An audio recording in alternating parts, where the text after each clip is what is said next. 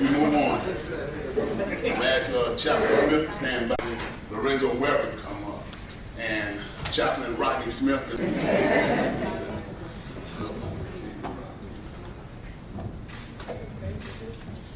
Good evening. What this is that we're putting on his ends that he will be officially one of the chaplains for the Maywood Police Department.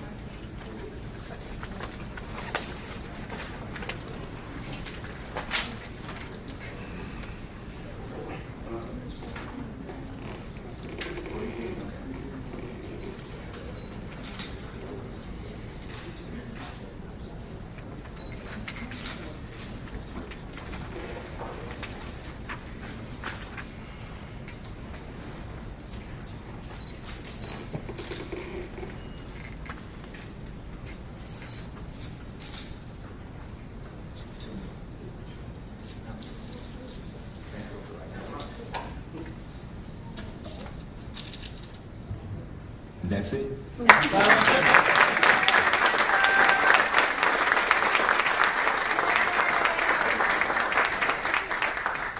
Hey, you know what? I can't let us just sit down and not have preachers have some words. You got something to say. Well, for the sake of time, Mayor, Chief, thank you. Keeping it as brief as possible. It's an honor to be able to serve you all.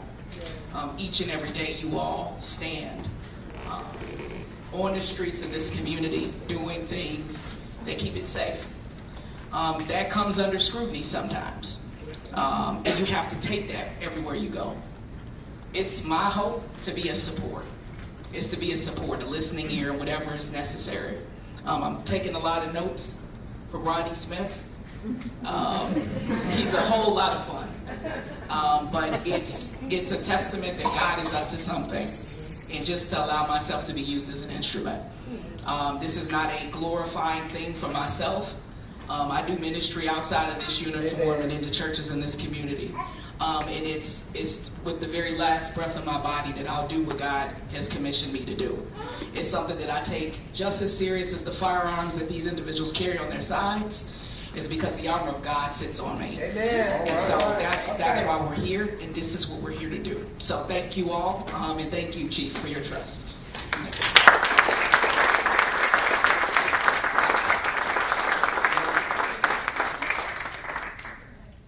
Dad and my fiance.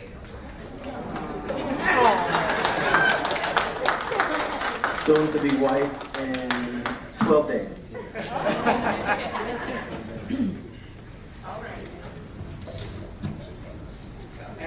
As they would say, my pastor says often, they say, Mickey has Minnie and I have Amber Marie, and then my best friend is my dad.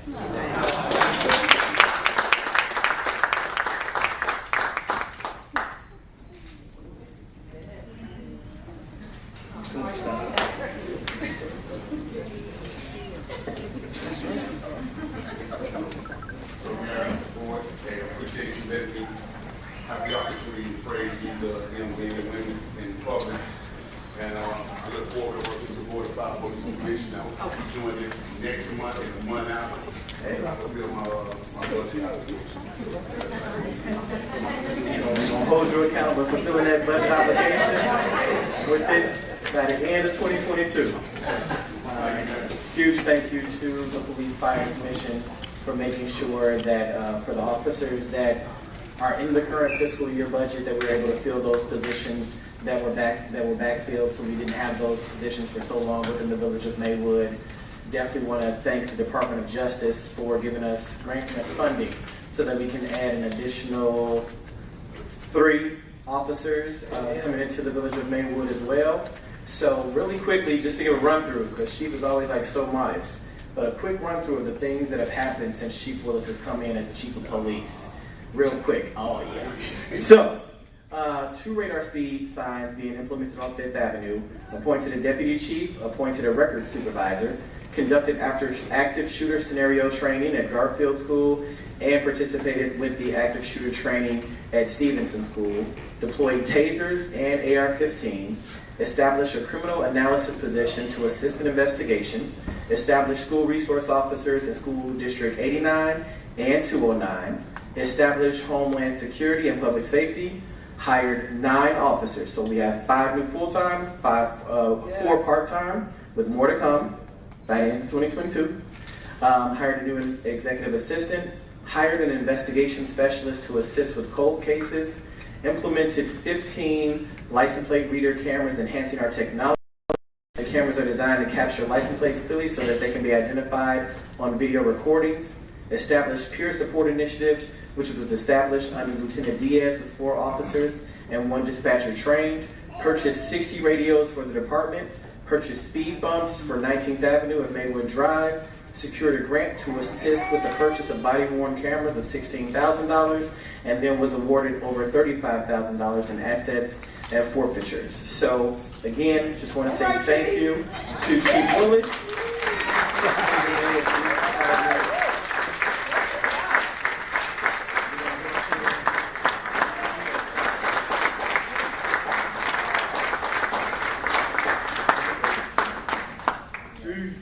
Militant man always grab the mic and do what he got to do and sit back down. Sometimes you really have to acknowledge people for the great work that's being done in our community. We are really double digits down in every form of public safety within our community, except for carjacking. We're still working on that. But the police department has been a great success story in regards to realizing what the needs are of the community and actually implementing versus just talking about it. So definitely appreciate Chief Willis and the team that he has with it. I'm looking forward to great things to come. All right, so really quickly, other announcements and recognitions. We are recognizing Miss Susie Lewis, who is our oldest resident within the village of Maywood. So she is 111 years old. Wow. Yes.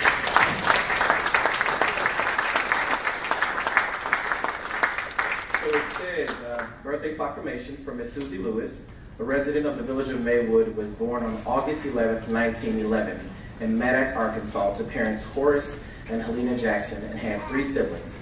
And the father later moved to Chicago when she was 9 years old, and she attended Clark Elementary.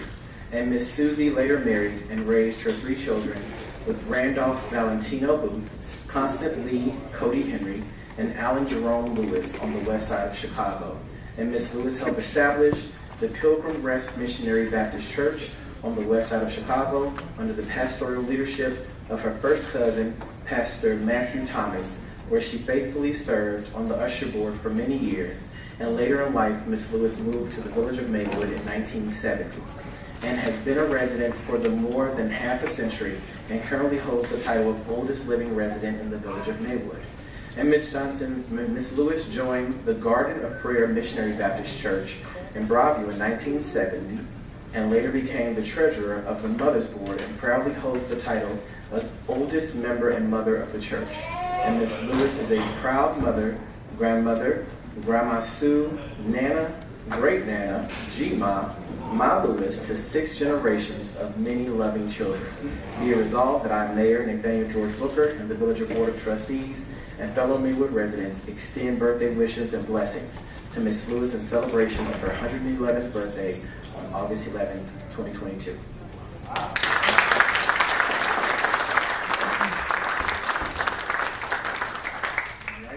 Also have it proclamation and recognition of National Black History Business Month. So whereas the month of August is observed as National Black Business Month, recognizing the successes, milestones, and historic progress of Black businesses and entrepreneurs. And National Black Businesses Month was started in 2004 by John William Templeton and Frederick E. Jordan Sr. And the purpose was to highlight and focus on the needs of Black-owned businesses in the United States. And whereas Black business owners account for 10% of U.S. businesses and about 30% of all minority-owned businesses, according to the U.S. Business Census. This amounts to approximately 2 million companies owned by African Americans. And whereas nearly 40% of Black-owned businesses are in the healthcare and social services, repair and maintenance, marketing, advertising, sales, professional and consulting services, the business industry, personal care, and more. And whereas the businesses continue to recover from economic losses onset by the pandemic, our community needs to recognize, support, and celebrate Black-owned businesses in Maywood and surrounding villages within the township of Proviso. Therefore, be it resolved that the village of Maywood is committed to promoting and patronizing Black businesses in the village of Eternal Light, not only during National Black History Month, but throughout the entire year.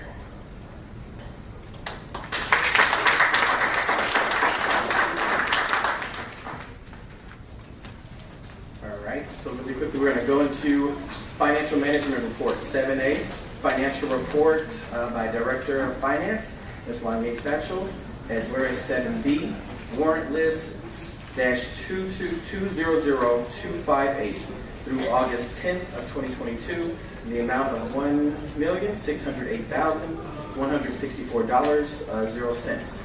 Does anyone have any questions in regards to the financial report or the warrant list? Trustee Sanchez. I don't have a question. I was wondering if you could elaborate. I see that number 11, Taylor Excavating, was $5,000 for alley grading.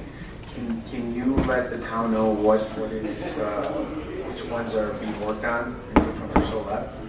Would anyone be able to answer that?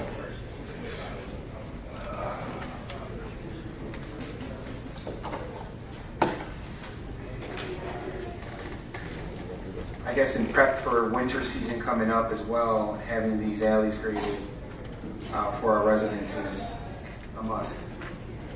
Mayor, Board, Good evening. so we have 72 alleys still gravel, and we have 3 alleys that we're doing this year that will get paid. Those alleys will be completing the alley for the 19th. Okay. The engineer will speak more to the actual location of the alleys tonight. But as far as the alley grade goes, we have 72 that we do annually.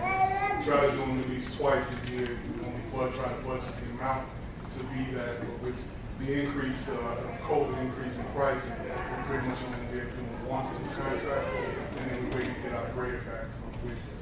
So once we get that, then we'll try to grade it one more time before we hit winter. You are correct.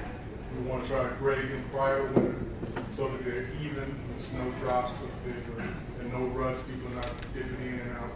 And then we try to grade them in spring, early spring or late spring, so there's a good flow going through traffic for the going into the summertime. So we still have several alleys that we have to pay when we are working our way through them. We can't do them all at one time. It will be quite a huge sum of money. I think the mayor has alluded to that number a few times in his presentations, but that is what the alley grade is for. Thank you.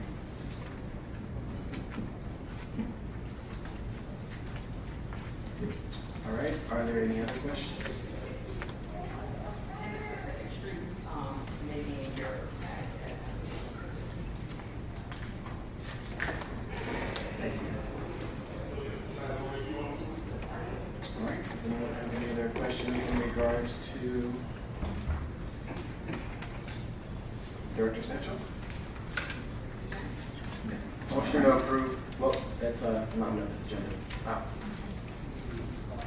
All right, so really quickly, Marvin, can you pull up the link? CNN.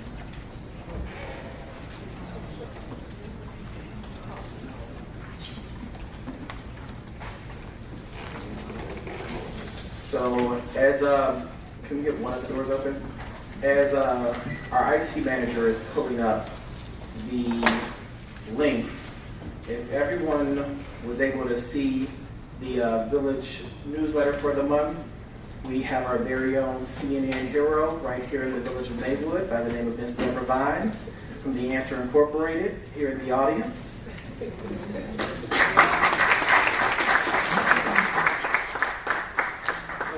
Has worked for the autism community tirelessly for over a decade.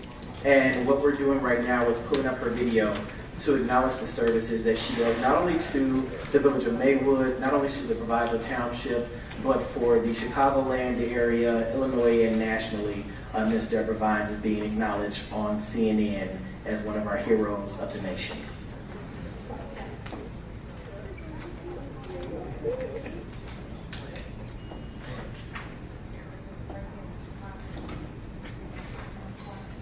Was very, very challenging. One for me. Toast. I had never heard autism outside of Brain Dead. I got books. I went to the library. I still lost. Like, I just wasn't a great mom.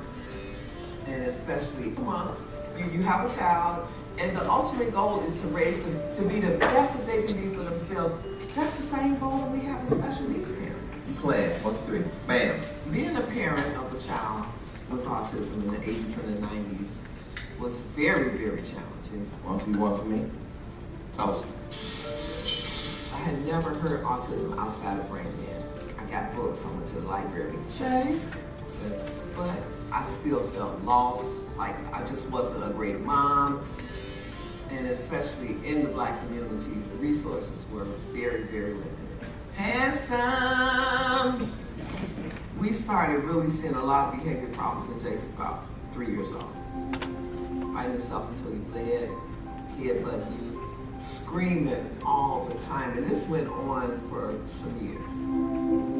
Multiple cocktails of medications, changing doctors, changing hospitals. And most of it I did alone because my husband worked nights. I felt totally helpless. Ready? Let's go. My whole life revolved around finding services for Jason. To be able to get any type of assistance, I had to take a train, plane, bus, and a magic carpet to get there. The support groups that I found, they were women living in a affluent community. I was the only Black woman there. I was the only person that had low income. But the women, they were great. They were giving me resources, but they would say, they only cost $500. And I'm trying to figure out how I'm gonna get groceries for next week. So imagine how I felt then, even more helpless. Alone, isolated, depressed, and the only way that I found some joy was with the drugs. It was a refuge. I was a functioning addict. I still kept red lipstick on. I still was his mom. You still saw Jason with me everywhere I went. I kept things moving. So it made it linger on and on. And I went to the gym. Then as soon as I got out, it's just a cycle all over again. Insanity. When I did finally get clean, I made a vow that I don't want any parent to have to experience what I've been. Good morning. Everything that we provide is a blueprint of what I was missing as a parent. Thanks, Dana. I call the not-for-profit The Answer Incorporated because families are always asking questions, and we want to provide the answers. Have a good class, Drina. Every single Saturday, we provide tutoring, nutrition classes, cooking, socialization, life skills. Okay. We have the preteens, the teenagers, and the adults. You're gonna count 1, 2, 3. They're not just gonna be taken care of, the letter I. but they're gonna be educated as well. Can you start this? Yeah. We want to provide them that outlet where they feel super special. We are a family. The kids, they run up to you, they want to tell you what they learned. You like that? Delicious. Whatever's a big deal for them is a big deal for me. Because our kids don't have a lot of friends. And to be able to provide that opportunity brings me joy. My daughter Monet was officially diagnosed with autism in the 5th grade. But then after that, there was no programming And then Deborah reached out to me. Monet, she's a very shy girl, but from that first day, she's just really blossomed. You shake my hand. She is getting social skills. Shake my hand so that we can show. Very good. Thank you so much. Everybody. She uses her words more, she has friends. You remember what we made the last time? April. Exactly. She's like so excited every Saturday morning. She's up earlier than me. Mom, let's go. Mom. And so it's a great feeling. All right, now you're good. I want the parents to be able to drop their kids off and know that they can take that deep breath for 3 hours. Teaching them how to sit in front of a computer. Right. We actually started with just a support group because women want to be able to talk about what they're going through. There's also those other struggles that sometimes we don't talk about. Men come to our support groups as well. But, you know, we learn from each other. Having a child with a special need, we carry so much. She's going to camp for the first time tomorrow. Tomorrow? I'm so scared. I feel like I've always wanted her to have a friend that she. All right, yeah, I'll be there. It's very scary for a parent to feel like they're alone. A lot of Black and brown children have autism, and yet the programming is not here for us. It feels good to know that when I talk about an experience, and I don't feel that I have to explain, because that's something that we go through. With autism, we want to make sure everyone is educated. The churches, department stores, the legislators. And it's so much that is going on with police officers, with our special needs community. Cervantes, who has special needs, was shot and critically injured by deputies. They were told that he was autistic, told that he's deaf, told that he was unable to respond to cues like everyone else. Jason had a medication meltdown where he was very, very violent. And I had to call the ambulance, fire department, call the police, and they came in with guns drawn. I'm telling them all the time, there's no weapons. My son has autism. They weren't hearing anything. So are we ready? Is everybody here? We want to make sure that the first responders are trained in how to deal with our children. I had a situation with Jason, and they didn't know how to handle him, they didn't know how to handle me. You know, I don't blame them because they just weren't trained. People are afraid of what they don't understand. We have a lot of children, they don't have great social skills. Hey Jason, how are you doing? Good. How long has your mom been doing this kind of stuff? Because he's smiling, it makes it a little bit easier. But what if you get a hold to somebody that's not smiling?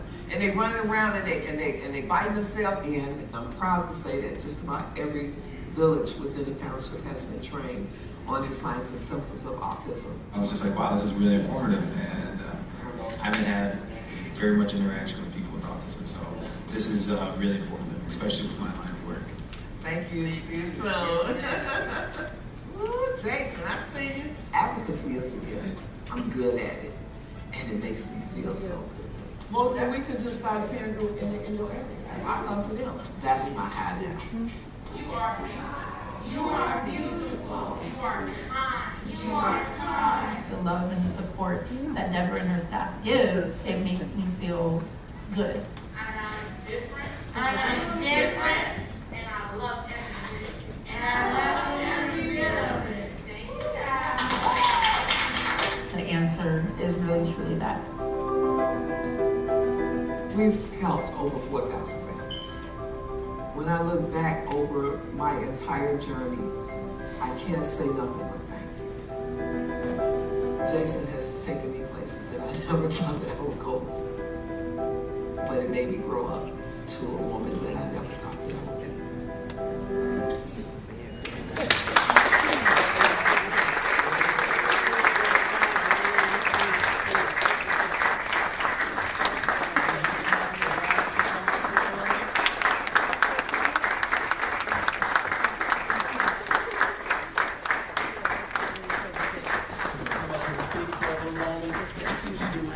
We haven't had a CNA in here hero in the village of Maywood. Thank you, Mayor. Congratulations. Thank you so much, Mayor. You know, to be honored for something that you just love to do. And I'm emotional because I started this journey in Maywood. And I started this journey right upstairs talking to the former mayor about something that I wanted to do in the village. And it's expanded, not just in the village of Maywood or Proviso Township. We help people in California, all over the United States. And so I'm grateful for this honor, Mayor. To be recognized by a town. I didn't grow up here, but I've been in Maywood. Jason was conceived in Maywood. I've had so many ups and downs and milestones and so many things that have happened in the village of Maywood for me. But again, thank you so much, Mayor, and thank you to the Board of Trustees. And I love you guys.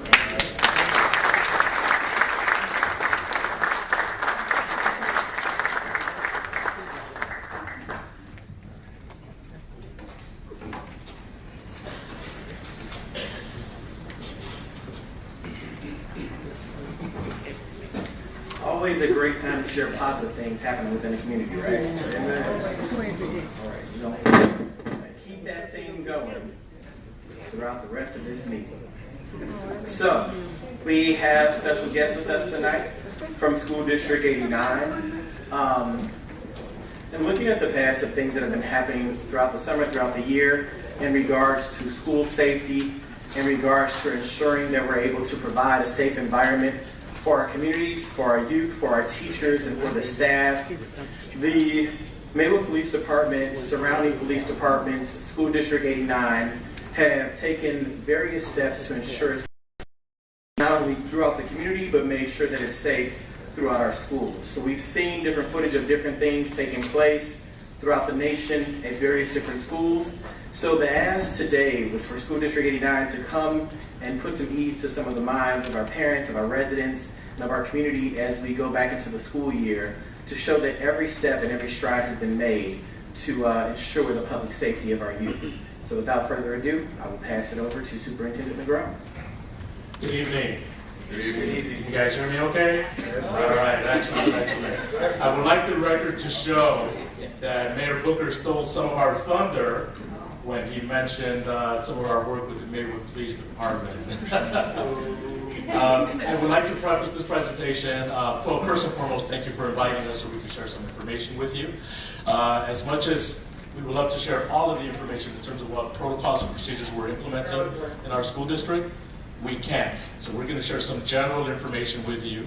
And the reason we can't is because there are security procedures and protocols on how we keep students safe and sound, as well as our staff and our communities at large. So on the advice of legal counsel and on the advice of your own Maywood Police Department and other police departments, there are certain things that we simply will not share tonight.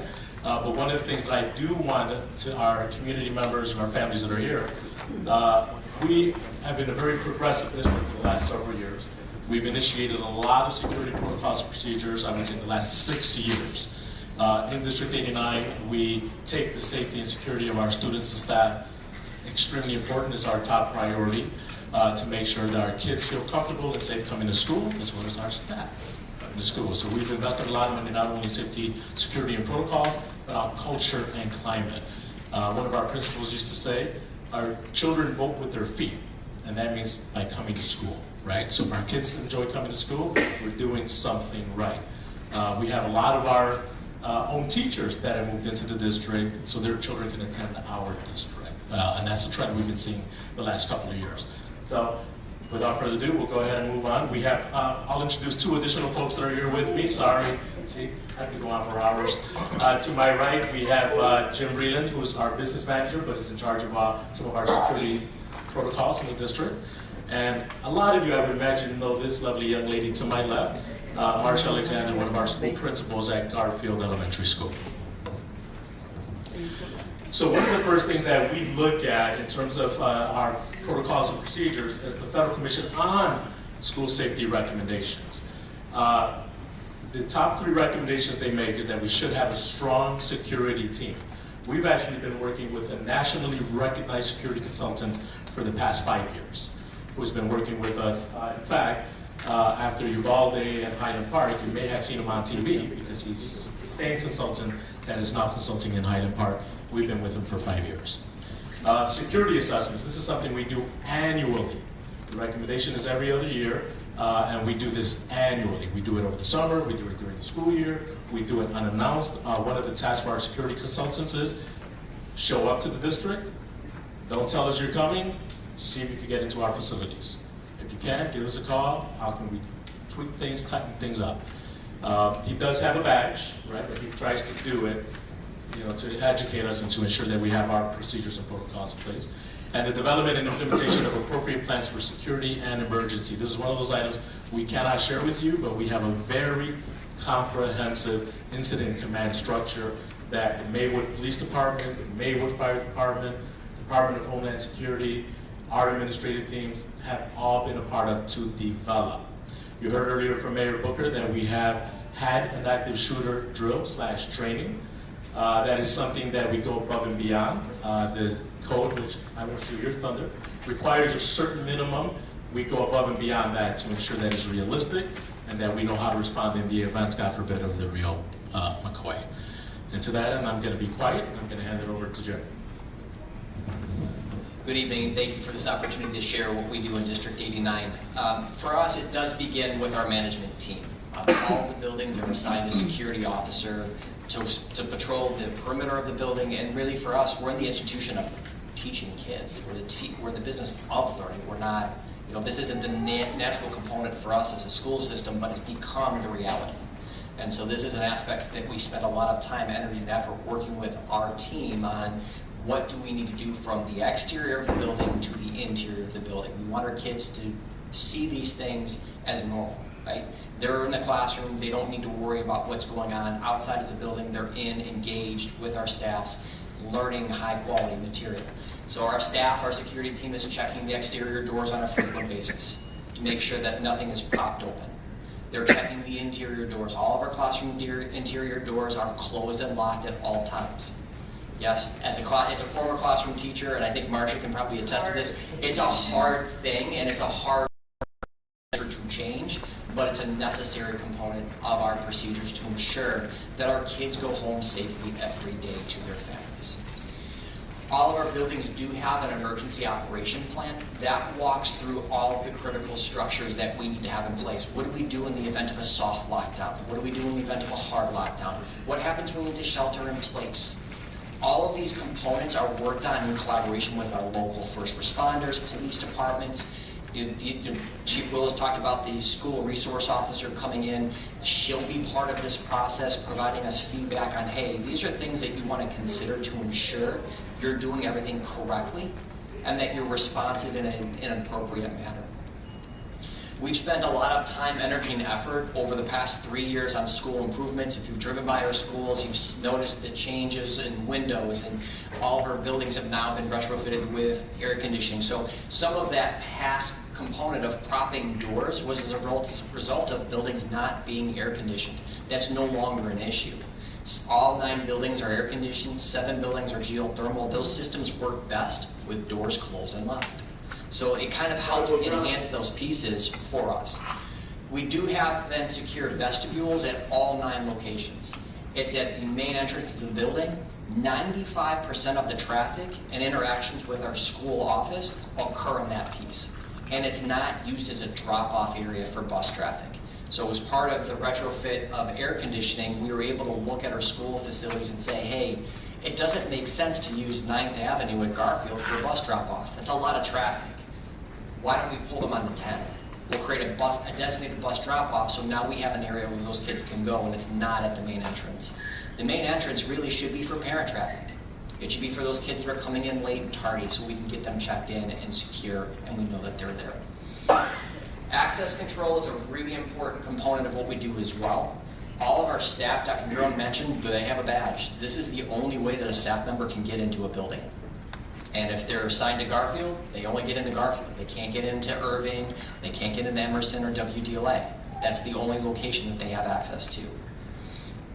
And we talked with our admin team about if you don't see somebody with a badge or a visitor tag, simply say, hey, is there something I can help you with? Bring them to the office, make sure that they're supposed to be in the building. We have a number of contractors, we have a number of people, visitors. We want to make sure that they're in the building for the right reason, which is also a layer of our security. We use a system called Raptor. Raptor allows us to take a driver's license, scan the barcode, and it scans the national sex offender database to ensure that that's not a predator in our school. We are relocating that this year from the security desk to the vestibule itself, and that badge, once they're clear, will print with their secretaries. So now it frees up my security team to be continuously monitoring what's going on inside and outside of that building. All of our buildings do have video cameras on the exterior and at strategic points on the inside of the building. I have a security team at 906 that is monitoring all 9 buildings simultaneously. You can see that picture in the upper left-hand corner, or upper right-hand corner. I'm a little directionally inclined this afternoon. They were able to monitor and say, hey, we see something going on at Garfield with an exterior door, what's going on? Or we see this situation going on here, do we need to send some support? And they're flexible enough to get up out of 906 and go to a building and help support if we need to. So, and then internal procedures we continuously work through as a team. I'm not going to go through those specifics, but it's really the biggest thing that you see in all of the incidences across the country is exterior doors closed and locked at all times. Nothing is propped open. All visitors checking in with the main office, and all interior doors closed and locked. Marcia will kind of share some of the specifics related to the expectations from the state and then training drills that she does with her staff and her students. Thank you. Good evening, everyone. Again, my name is Marsha Alexander. I'm the proud principal of Garfield Elementary, and I love my babies, I love my scholars, and Maywood is home for me. I grew up right here in Maywood on 19th and Madison, and yes, I'm a kid from Maywood. Anybody remember White Way grocery store? Okay, and you know what happened when you get your groceries, you put them on that what? Conveyor belt? And it roll right up. I'm a kid from Maywood, okay? My mom is here. She was a single mom raising 3 girls and 2 cousins, 5 girls by herself with the help of my grandmother and my aunt, and we wanted to come back home to teach. My twin sister is also an administrator right here in our district, and we are on the same street. We're both on 9th Avenue. So we're home. And so Garfield is not only just a career or a job for me, but these are my babies, these are my scholars. So I want to make sure they make it to school safely and they arrive back home. So what are we doing to ensure that safety? The School Safety Drill Act requires that we have drills every year. So our teachers are returning back to school tomorrow. We have a full day, we're so excited. And part of that PD, the first thing we talk about is school safety. I cannot teach children if they're not safe, right? So that's the first thing. We will go over our evacuation drills. That's our fire, our tornado, our lockdown drills, and all severe weather. And so it's kind of hard for little ones because we have pre-K as early as 3 years old all the way to 5th grade in my school. So we start with making sure students understand and are comfortable with those procedures. We also have a bus evacuation in the case that they're on the bus and something happens. We work closely with our first responders, and again, everyone has spoken about Chief Willis and the Maywood Police Department. I have to say personally that I appreciate Chief Willis and Deputy Chief Yancey and Officer Patterson. These are people who've been in our schools, not just when something happens, but they're there encouraging our students. Our police officers are there in the buildings at Christmas time purchasing gifts for children out of their own pockets. This is what happens on an average. We have Men's Day, and all of the first responders line up outside of my school. They've been there, and it's a sea of men welcoming our kiddos into the school building. It's phenomenal. So we want to thank our Maywood Police Department as well as Chief Rono and the Fire Department. Just about 2 weeks ago, Chief Rono drove up to the school. Alexander, I got new firefighters. I got people who haven't been in the building yet. I need them to come. So 3 days in a row, they came and brought their teams in to train about our buildings. Just in case we need to get in there, we know where everything is. We know where our students who are severely impacted have health concerns. We know how to get to them safely. And so this is the work that we do. And also some of our even security officers are part of those first responders. So we're so proud to have that. Again, we are working hard to ensure that our teachers are smart when it comes to just being safe. not propping doors open, making sure we're watchful. You see something, you say something. I want to go back to Mrs. Williams often says about the African village that will respond to people when they greet one another. They'll say, how are the children? And they say, the children are well. So yes, we are prepared. We are prepared to make sure that our teachers, our staff members, our parents are on one accord in making sure that we have a safe for Maywood District 89, but for Proviso Township and for all schools. So you all wish us well as we start our school year. Thank you. I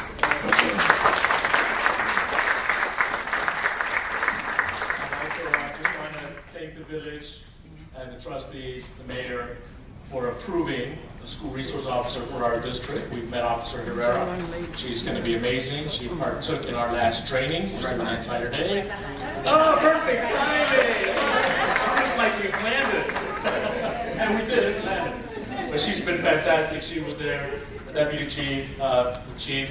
I've actually called the chief, hey, just wondering if you can help out. We have an event. There's going to be a lot of parents coming in and out. Can you send the squad around just to patrol the area? Much to my surprise, he shows up, additionally to the police officers. And I said, I didn't expect you to come. He's like, too easy. We got to take care of our babies. So that's been the mentality that he's had, and we really appreciate it. And thank you for giving us the opportunity and the time to share some of what we do to keep our kiddos safe. And thank you for your continued support. Thank you.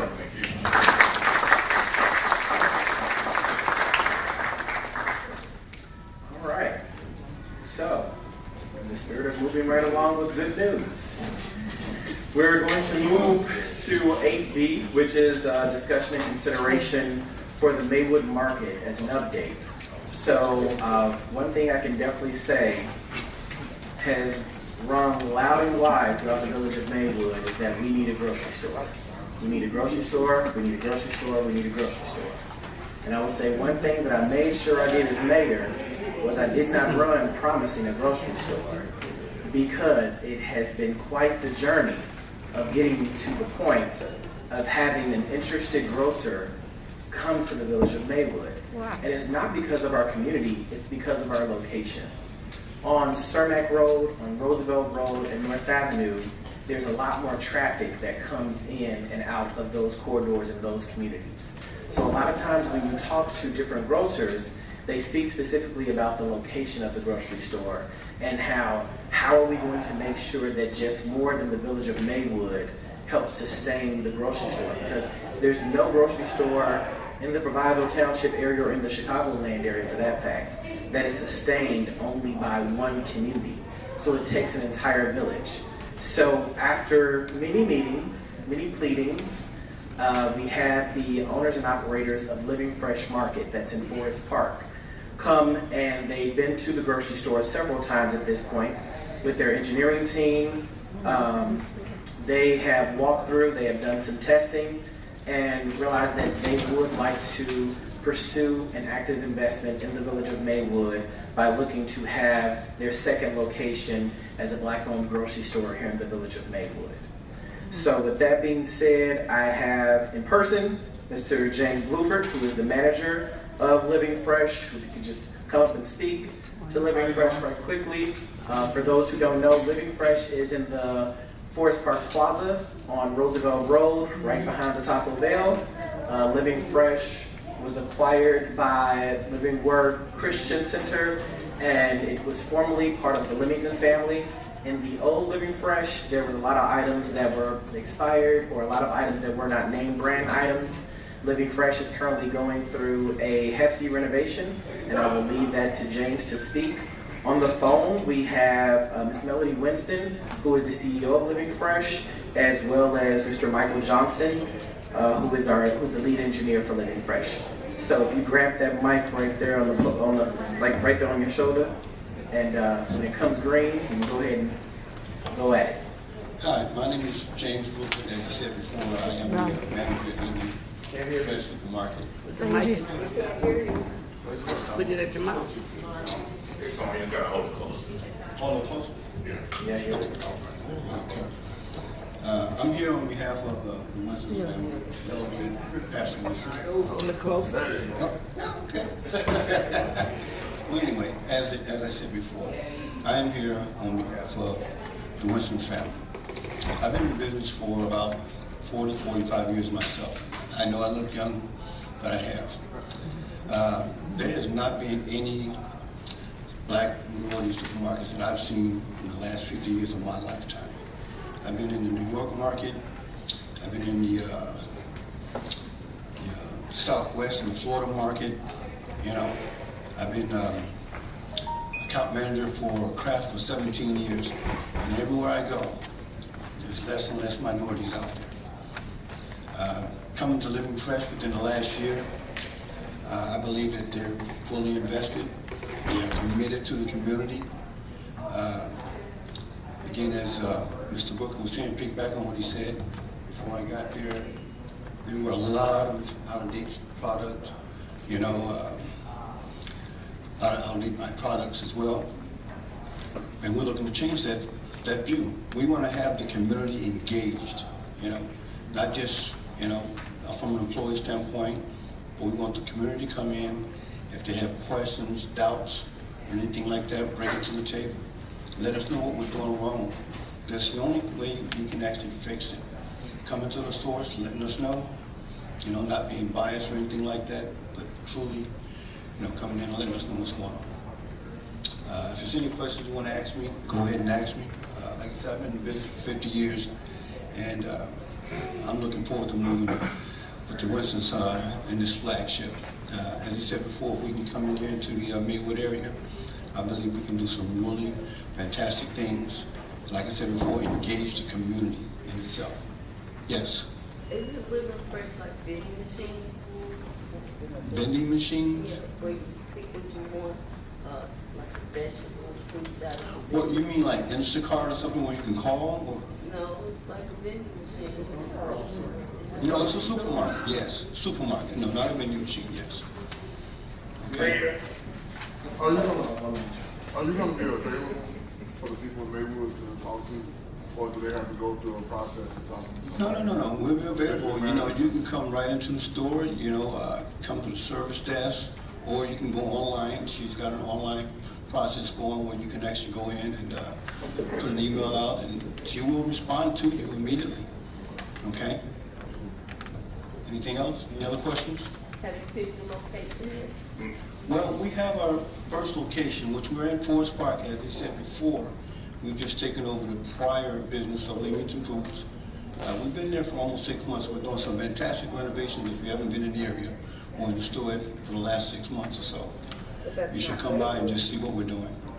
That's not All right, so for clarity, Living Fresh is a current active grocery store in Forest Park at 7520 Roosevelt Road. What we're talking about today is them opening a second location at 5th and Washington, where we currently have the Maywood Market at. That's what I just asked. So that's what I said.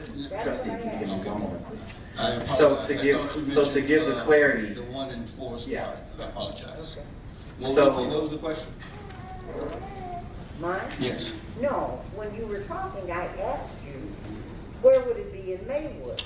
And I said that's what I was saying. I You apologize. just I didn't said hear it, that. so that's how I know. Thank you. You're welcome. And thanks for Mayor Booker replying to you. All right. So with that being said, we have a trustee Brandon, if you would a moment. So on the call, we have CEO Melody Winston that would like to share a couple of words. She cannot be with us tonight, but definitely wanted to express her great interest in the village, opening Living Fresh 2.0. So you're on the call. They can hear you now. Ms. Winston? Yes, hello. Everybody can hear you. Okay, perfect. All right, so you guys had a chance to meet James, and I just want to say hello to the committee and the community of Maywood, and Mayor Booker, thank you for inviting us to the speech. And then also on the call, we have Mr. Michael Johnson, which is the lead engineer. So we're actually going to bring up our Director of Community Development that'll speak to where we currently are in the status of this. We're not discussing an active agreement purchasing the building or leasing the building today. What we're talking about is a building that's sat for nearly a decade that is in need of some repairs and in need of some assessments that need to be done. As Living Fresh has been through the building, their estimate is this project will be $1.2 million or more just to get to the point of opening. But in order to get us to the status of even coming up with an agreement, there is some work that the Village of Maywood needs to do with the facility in order for the Living Fresh Market to be able to make a solid offer of partnership within the Village of Maywood. So without further ado, I will leave it to the Director of Community Development to explain that. Mayor, I had a question for the gentleman that was speaking. Okay, give us one moment. He hasn't gone anywhere. Good evening, Board, Mayor. Just a little bit of an overview. As you know, the Maywood Market has been vacant for some time. And it's our goal actually to try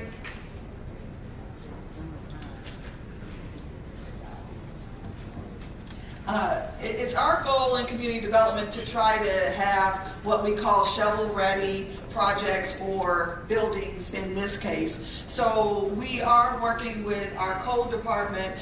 Director Duncan has kind of also gone through the building with the different electricians and HVAC and things of that sort to start an assessment. And in order for us to really truly be able to have a price for the building, enter into any type of proposal from a Living Fresh or any grocery store, in order for us to attract, we're going to need to have a good assessment of what that building, the condition that the building is in. A couple of years ago, we did do some work to bring in the electrical or just to have enough electrical in order to light the building so that the village realtor could show the building. We are at the point where we really have to do an assessment of where that building is and really start to put, invest some funds to give us an idea of where the building is. So that's where we've kind of, started now with the electricity. That electricity is going to be used to test the different mechanicals of the building, and then that's going to give us an idea of where we are with the building overall in order to have a serious discussion regarding the redevelopment of the building. Okay, thank you so much. Trustee Brandon, you had a question right quick? Yes, so while we have Angela there as well. So we're talking about having someone to come out to assess the property. And so what concerns me, I want to thank Living Fresh Market for thinking about Maywood in reference to this project. But for me, I'm just having some flashbacks in regards to what we already have invested in this property, with the last grocer. And so, for me, getting an understanding of what the ask is from the village, because we definitely been on this road before. And so, for me, with the clear ask in the presentation or in the attachment there was really no supporting documents, really, other than the story that was in there about the store opening. Other than that, I had no information to go off of, but I am definitely, are they looking for any tax incentives? Are they looking for any tax breaks in the village? We brought the price down. The original price for that building was $700,000. Now we have $300,000 for the property. So that's another question. Are they asking for the village to make a repair to the building? So those are all the questions I have. But those questions are really for Angela to have for the entire board as we're even starting this conversation to She wants to ask things from the, from the store in regards to what they're looking for from the village of Maywood. Because the price is being marketed right now at $300,000 and something. And so, what are they asking from us? Thank you, trustee. So, in thinking about the process and the questions that you've asked, where we're at right now is the village still has the ownership of the building, and in order for Living Fresh to come to an agreement of a solid offer and a ask, the only ask that they're asking right now is that we have a building that's functioning to the level of their ability to do all the assessments that need to be done. As you know, the building has not had an owner for an operator for more than 10 years. So the work that was done a decade ago, there was copper that was stolen out of the facility. So when you go up into the amp room, there's literally just amp sitting around on the floor because there was a robbery and all the copper was stolen and emptied out. What Living Fresh is asking right now for, and nothing else at this moment, would be for us to restore the building fully electrically so that they can run the operating test in regards to the refrigerators, the freezers, the HVAC, all of the different systems that need access to it. So in an email that was sent, there is a quote from DRD Electric and Construction Company. If you look in your inbox, they are asking for assistance in regards, and it's literally 200 amp distribution panel to run tests in regards to the systems, as well as the feeder cables to get into the system. So what we're looking for tonight is to utilize TIF funding within the Fifth Avenue TIF to do the electrical work that needs to be done so that they can actually run the tests and the assessments on the building as it stands so that they can make a formal offer in regards to what needs to be done. So the work that we're asking for right now, any grocer entity that comes into that building would ask for it to be electrically sound so that they could run the actual test on the systems that we have. So the only motion we will be considering tonight is a motion to utilize Fifth Avenue TIF funding to ensure that we're able to provide a full assessment to Living Fresh so that they can provide an actual full contractual agreement to the Village of Maywood not to exceed $100,000. Trustee Brandon. Yes, she is. The Village of Maywood allocated some money not too long ago to invest in this same situation with relates to electrical in the property. So what happens to the resource that we have already invested as it relates to the electrical So I did have a discussion with our director of code enforcement in regards and building in regards to that proposal. The electrical that was brought in was a 400 amp. I'm getting out of my lane here, but I think it was like a 400 amp service, just enough to turn on the lights so that the realtor could show the property, right? Now we're at the point where we really need to start doing some testing of the mechanicals and things of that sort. So there's a larger amp that needs to be brought in. Now, Director Duncan is looking over those proposals and comparing what was done to what the proposals are. This is work that we have to ready this building, whether it's this grocer or any grocer or anyone that we're looking to attract in. Right now, as it stands, the building is just has enough electrical in order to just turn on the lights. Not in order to run any of the mechanicals or do anything of that sort. So this is getting it ready. Wait, Trustee Brandon. So just, can you hear me, Trustee Brandon? One moment. Just to be clear, what we're asking for tonight is the thought process of this board. Are we interested in pursuing a partnership with Living Fresh?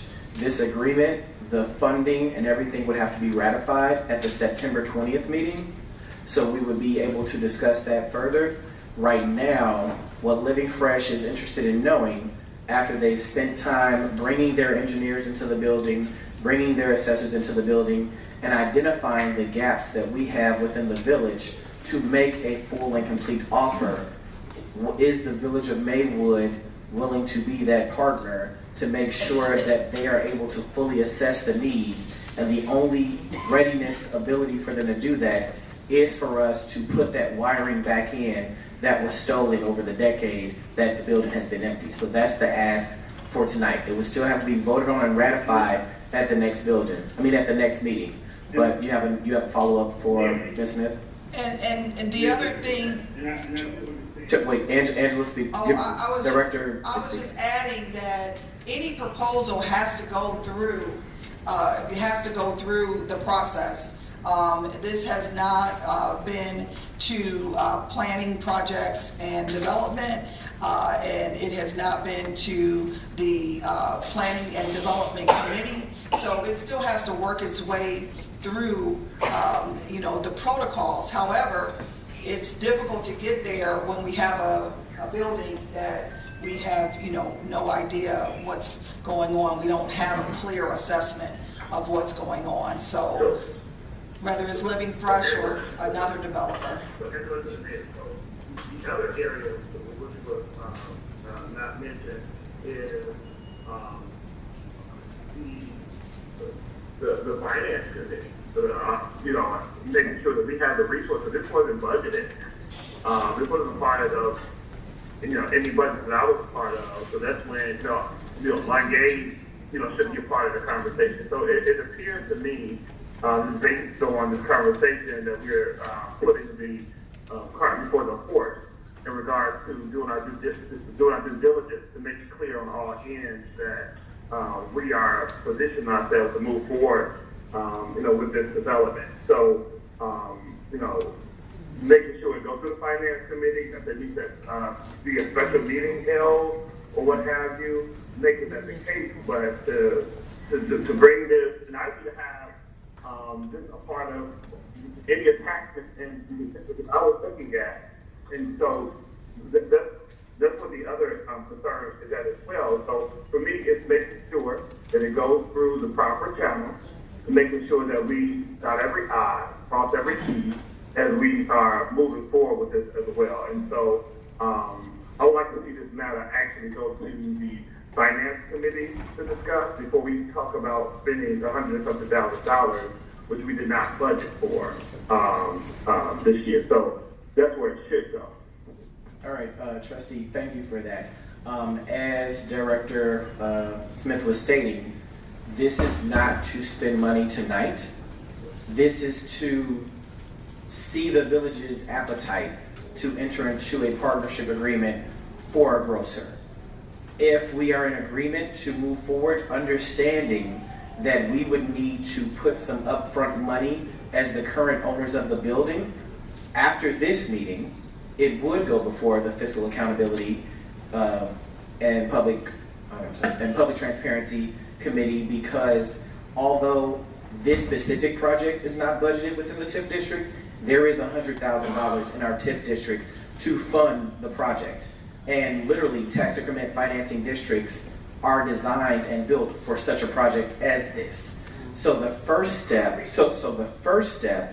is to gauge the village's appetite of moving forward. Are we willing to get the building up to proper assessment? If the answer is we are not interested in paying the $100,000 it would take to do the proper assessments in the building, then there's no need for the conversations of what incentives would they be asking for, what will we be looking for. So it's not putting the cart before the horse. The first piece of this is the Village of Maywood interested in utilizing TIF funds that are designed for projects such as this to get to fully accessibility of understanding what the needs of the building are?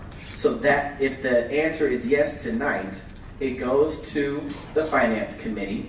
From that standpoint of going to the Finance Committee, it's worked through with legal to ratify that we are able to utilize the TIF funds for this specific project. It would then come back to us at the next committee as a whole and board meeting to be discussed for ratification, to go through the implementation process, to get the work done. Once that work is done, then the Community Development Department would work with the village as well as work with Living Fresh to come up with an actual offer. Once that actual offer is worked out by the Community Development Department, that's when that would go through the Planning and Development Committee. That's when that will go through, if there's any variances or different conversations of anything, go through Planning and Zoning. Then it would go through different processes again through the Finance Committee, because whatever incentives they would be asking for or conditions they would be asking for would have to go before the Finance Committee as well. Then it would come before the full board after the Planning and Development Committee and after the Finance Committee in regards to ensuring that this is a deal that we feel comfortable moving forward with to the committee as a whole, with recommendations from both committees to move forward for us to vote on at a board meeting. So realistically, we are at the very beginning of a process that will take a couple of months to get us to. Literally what tonight's conversation is the Village of Maywood's appetite interested in partnering with a grocer that we've been asking for years for tax increment financing that the TIF district is designed for, to get the electrical up and running for an assessment. That is the only question before us tonight. Everything else gets worked out through, I think I just named 5 different committee meetings, 2 committee as a whole meetings, and then a board meeting. Trustee Jones. So I would say I'm interested in assessing getting our property ready for development. It sounds like outside of this particular grocery store, we're saying that in order to entertain someone purchasing this building, we have to get this ready. Now, I'm under the impression that we can sell property as is. Yes. I heard there was a number like $1.3, $1.4 million. Someone said that was what Living Fresh quoted. So I'm assuming you guys did an assessment already, and there's a portion of this that you're asking for us. If that's a project from right now to get your store ready, you're saying there's a phase 1 that they want the Village of Maywood to purchase. That's a part of the purchasing agreement, if that's what it is. I guess before we start putting in some money, I would want to see something in writing first. So let's say if there's something that we can have in writing. So if we are going to start this process, it's not like, oh, well, we do this assessment, and then they say, well, now the numbers didn't work out, and just kind of write it off, well, at least the building's ready. Because I'm under the impression you could sell a building, and that might not be a part of the agreement. They can just buy the building as is, and then they can put it to I think they call it like white box, where it's the electricity's on, and it's like drywall, and it's ready for you to be moved in. So it sounds like we're doing a portion of that white box, which I'm open to talking about further. But I think before we expend any resources, let's get something in writing. The only thing I see is this news article. So I am interested in getting something in writing about what the actual thought is. So if the partnership, I think it should start now in writing before we expend any resources. It sounds like they've expended some resources getting those numbers. It'd be great to see their numbers as well. I saw 1.3, 1.4, or whatever that number came from. It'd be great to see that. And then what portion of that is that number, is there an estimate that they quoted that will be the electrical part? Because I'm assuming there had to be a part of that phase. So I'd be interested in seeing that in writing, and let's entertain that. I would also say, I was under the impression as far as grocery store location, the location on 5th Avenue, that's not a Maywood property, but right underneath the 96 unit space, I'm kind of curious, is that white box ready? Is that is there a grocer that'd be willing to go in there? I guess I'm just saying, are we applying the same logic? I know that's not our property, but I think I saw that advertised there. I know it's kind of a loaded question, but I guess what I'm saying, I'm interested in entertaining this, but I'd like to see something in writing first so we can see some numbers, see this partnership. I want to see this from beginning to end, so not just this one phase, because it sounds like if we started now, we could potentially upgrade this or to a position where it's more sale ready. But if there's no agreement, then we might have expended money and we don't have a potential buyer. So I'm interested in entertaining that, whatever that motion would be. I don't think we need to be expending any resources until we get something in writing. Let's talk about what the project is in totality, and then which portion they're asking us to do. Because it sounds like they're saying, well, before we entertain purchasing, we want you to invest some resources in it. I'm open to that conversation, but I would like to hear, one, see it in writing just so we can see it, so it's clear as day. Because up to 100,000, I'm just like, to me, I'm not comfortable just saying up to whatever without, if there's something in agreement, a partnership, let's have it in writing.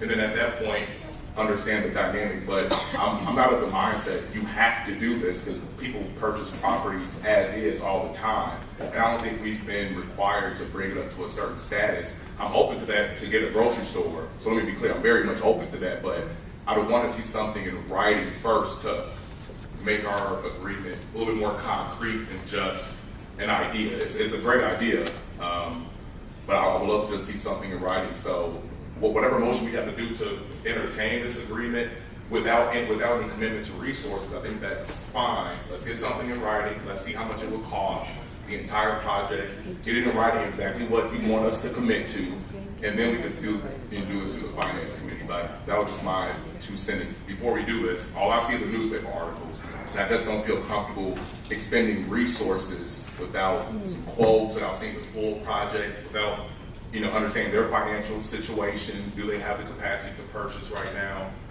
And so forth, to make sure that we're dotting our I's and crossing our T's before we are expending that type of resources without knowing that this is a for sure thing. So thank you, Trustee, for that comment. I think one thing we need to keep in mind that no, it's not a for sure thing. The Maywood grocery store has been abandoned for a decade, and we've had multiple grocers come in and walk through and simply walk away because they couldn't make the full assessment, or because they couldn't come up with the thought process of what it would take to fully get it functioning and opening. Where you have a grocer that's literally right up the street here in Proviso coming to us saying, we are interested in opening. So with the CEO on the phone, with their lead engineer on the phone, with their store management team here in person, that is their in-person show of interest.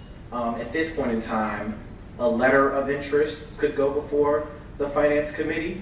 Most certainly could have the walkthrough of what or maybe it could even be the finance committee could do a tour of the current Living Fresh, of the renovations that they're doing, so how they came up with that number of what it would take to get this building fully functioning up and running. It might be better to say take a field trip over to the Living Fresh facility to tour and look at the process in which they had to go through the cooling system, the fridge system, the freezer system, and what it would take to fully get a building functioning. So I think they're operating with their number more so on the facility that they currently own and operate.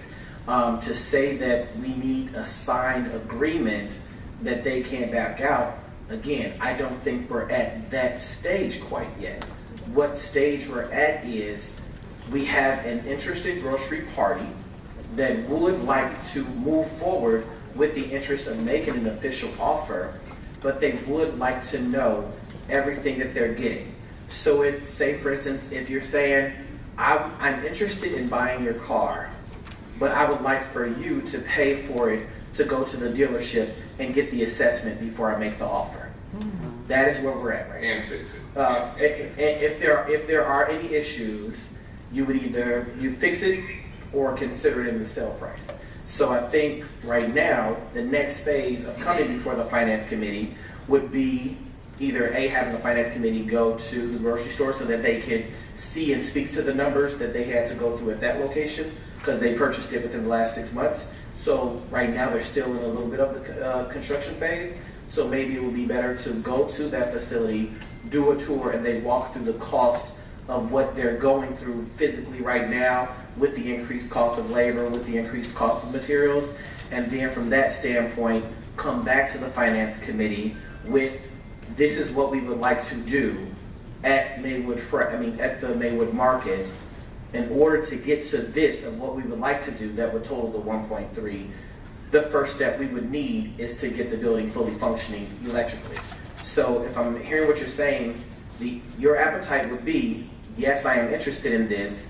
Yes, I will be open to us creating or funding the electrical repairs to make the full assessment. I need more information. So the more information of the next step will be to get with the Community Development Department, to get your committee to go do a tour of the current facility that's under construction, and then get actual numbers and a layout from Living Fresh side on what all of it would entail to get this building to fully function in an opening. And based on those two assessments, being able to give the Village of Maywood and come to the Village of Maywood with a final offer. I don't think that there's a final offer agreement to be drafted right now based on where we are. But there is an interest to say, the three executives are here tonight with us and they're interested in us moving forward and they'd like to walk through this journey with us. And I think their more so is, what would you like that journey to look like? Because they want the journey to look like a full assessment. So whatever makes the board comfortable in regards to planning and development as a committee going to go do the tour, finance going to go do the tour, them walking through the budget of what their current project is, they're open to those things. They just want to know, what is the village open to in regards to partnership? So if the goal is to say, yes, we're interested in moving forward, we can schedule the tours, we can make sure at the finance committee that there's numbers and timelines and assessments attached to it, so that then by the September 20th meeting, if we are comfortable with moving forward, then we would ratify the work from an electoral standpoint that needs to be done. Mayor, can I actually ask for maybe the attorney and village manager, just kind of based on what you've heard so far, can you guys just kind of chime in on what you guys believe is the next step forward from what you've heard and what you've seen, just in terms of dotting our I's and crossing our T's, maybe starting with Attorney Jerusick, and then village manager. If you guys could just let us know what your guys' thoughts are right now, based on what you've heard and what you think the need is. I would say you have a grocery store that the MEP, the mechanicals, the electric, and the plumbing is not working, right? Or needs to be tested and assessed. Without having the electrical system, there isn't going to be an opportunity for potential buyers to test the other mechanical systems. To me, at some point you have to either wait for somebody to buy it in as-is condition, which has been sitting there for 10 years, or you have to make some minimal investment in that property to show what its level of functionality is, so people can make an assessment of what they're willing to pay for it, because they got to figure out if they need to fully invest in making a functional building. So what I'm hearing tonight is a first step. Does the board want to consider investing some type of TIF money in this rehabilitation of the electrical system? That's what I'm hearing. Do you want to do that? That to me is a reasonable first step, and it's certainly a TIF eligible expense. It's why the TIF exists. Those dollars are there to do this. You really don't, it's an expenditure that you don't have to make a big deal of. It's not budgeted. TIF money exists there to do projects as they come along throughout. So, in terms of an amendment to your budget, you certainly make budget amendments throughout the course of the year, but you do spend money that isn't technically budgeted at different times, after the fact, we do budget amendments. So I don't see that to be an impediment to moving forward with some type of expenditure of TIF money at the next board meeting to address this minimal or initial investment to get the lights on and to be able to test the mechanical system. So whether it's these folks or some other group, you can advertise what the building is, something other than, hey, it's just a building and it's an as-is whereas condition. So far, that's not really attracting a lot of buyer interest. Here's my thoughts. Manager, Yeah, and I'll agree with Attorney Frusick's comment. In today's market, having a site ready or building ready is extraordinarily important. So I would agree from an investment standpoint, getting the building up to speed so that we have a good operator that's willing and able to move forward, so that to help move that process along and take them on that journey, I think would be very important. I think the part that I'm hearing is just procedurally how are we going to move forward with this. And I think the mayor laid that out various committees. Trustee committees will be involved throughout the process, and maybe while we move through this next step, we can lay out maybe the timeline of the committees that will be hearing it for the various purposes, whether it's from the financial side of things, from the development side of things. Then let's kind of lay out the agendas more or less for each of the committees to review that as we continue to move forward with the process. And that might ease everybody's concerns that they're all getting a chance to see and hear all of the information that's coming forward. And that'll give the property, or the developers rather, the Maywood folks an opportunity to meet with everybody as well and answer questions at the meeting. So if that's appropriate, I think that may help lessen everybody's concern by making sure it goes through the proper procedures. Okay, Mayor? I appreciate it. Trustee Sanchez. So, you asked earlier how hungry we were for a grocery store. I mean, it's safe to say that we're extremely hungry. We've been hungry for the past 10 years. The way I look at this, using your analogy of selling a vehicle, this grocery store, the heart of a grocery store is refrigeration. You can't test refrigeration without electrical working. It's like selling the vehicle. You can't test ride the car if it doesn't have a battery. You know, and the main purpose of a TIF district is just for this. So if you are looking for my opinion, I would say yes. Okay. So again, we're looking for the opinion of, yes, we would like to move forward. The next step would be establishing tours of the current Living Fresh and then getting it moved over to the Financial Accountability and Government Transparency Committee. And then from that standpoint, going through community development so that we can get it to the point of the September 20th committee as a whole. So we would go through, as a next step, 2 different committee tours of their current facility, 2 different committee meetings, and then brought back before this board for a committee as a whole and board meeting. Would everybody be okay and in favor of moving forward with that thought process, not agreeing to spending any money right now because we will vote on it at the September 20th meeting? Would anybody be opposed to it? All right, we'll get that put together. Thank you so much, Ms. Winston, Mr. Bluford, and Mr. Johnson. We will work through the Community Development Department to have our committees establish those tours, and then look forward to coming back with a yes. All right, wonderful. Thank you so much, everyone. I look forward to meeting everyone at the tours, and let's move forward. We're looking forward to blooming something beautiful in Maywood. Thank you. All right, thank you so much. Have a great night. All right, next item, 8C, Village of Maywood website update and discussion for consideration. What you all have before you is a revised website sales agreement for the website update that our IT manager and our community engagement manager have been working on. This website that they're looking for move forward with has the accessibility for the company to build the website, for the company to be able to assist with the website, but for it to be a lot more hands-on on the village side. The current company that we work with, you can't even change a misspelling of a name without having to pay them for it.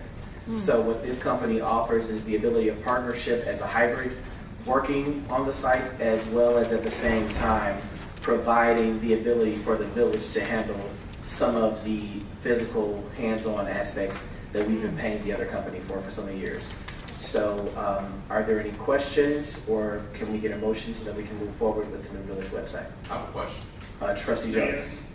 Yeah, so back in February, we received... Trustee Jones, hold on one second, Trustee Brandon. Okay, so back in February, I guess I just want to get an update on. So back in February, the Community Engagement Committee received 3 proposals for the website.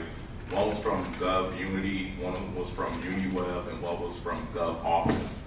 And I believe there was a recommendation because there was work already performed, and I believe there was a check was cut for some sort of phase of this project. So I guess I would just want to get an update on if there were any resources already dispensed in terms of the website, any type of phase for a new website, and where we are with that, and then how does this compare this invoice compared to those three that we reviewed?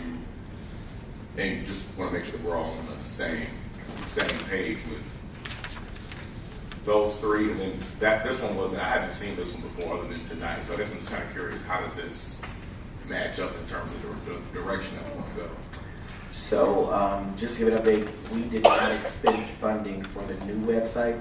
The funding that was given to MuniWeb back in December of last year was to update the current website. So there's been no money expensed for a new project to any company at this point. There were 2 invoices provided. The one invoice that was provided back in December of last year is the one that was paid.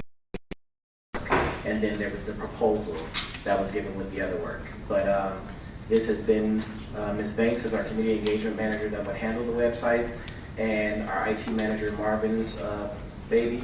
So I will leave it to Marvin to speak to it and speak to the other sites and why he and Ms. Banks chose this one to move forward with, because I wasn't a part of that process. What we did is we...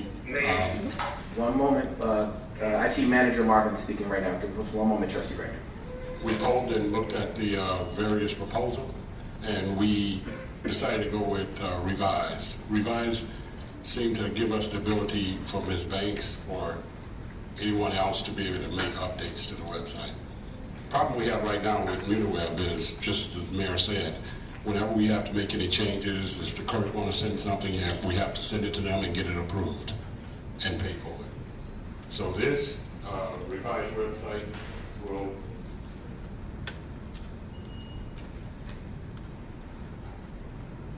give us the ability to make the changes ourselves. And you'll be making those changes? Ms. Banks and myself, yes.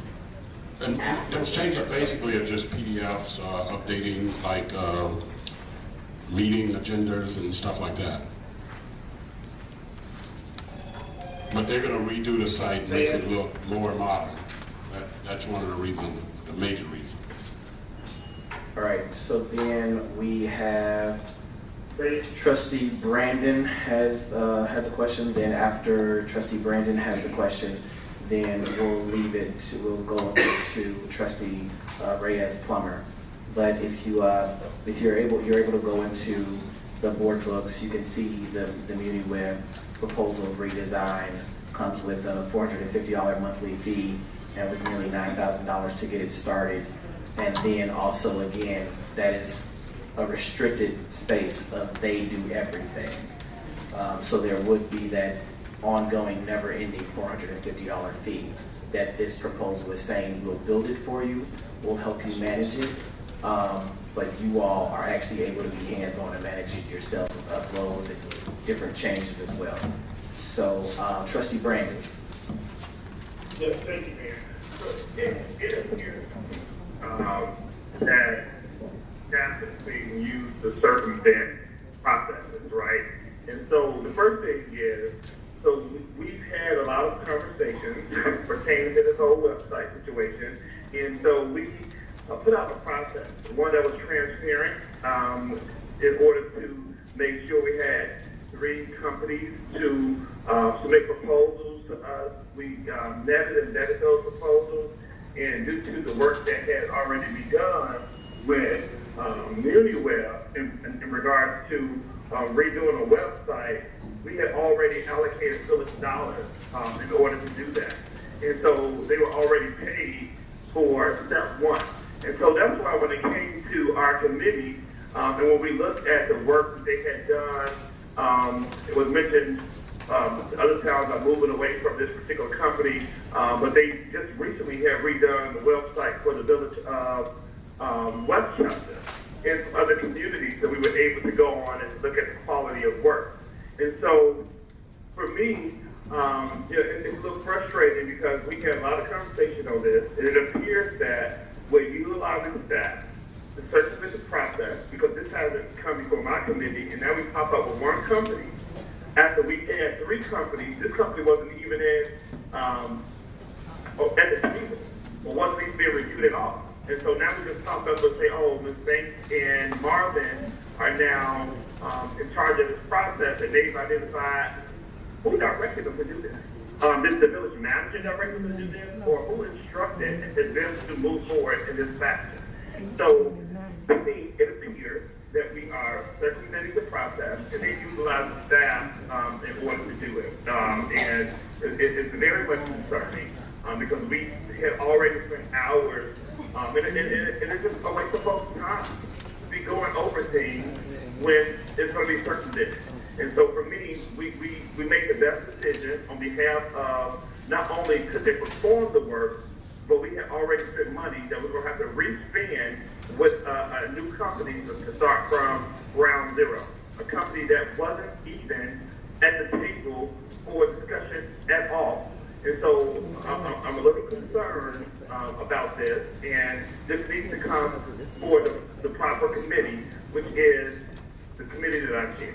And so I would like to see this proposal, and I'm going to make a motion that this item be tabled until there's a conversation held at the communications committee meeting.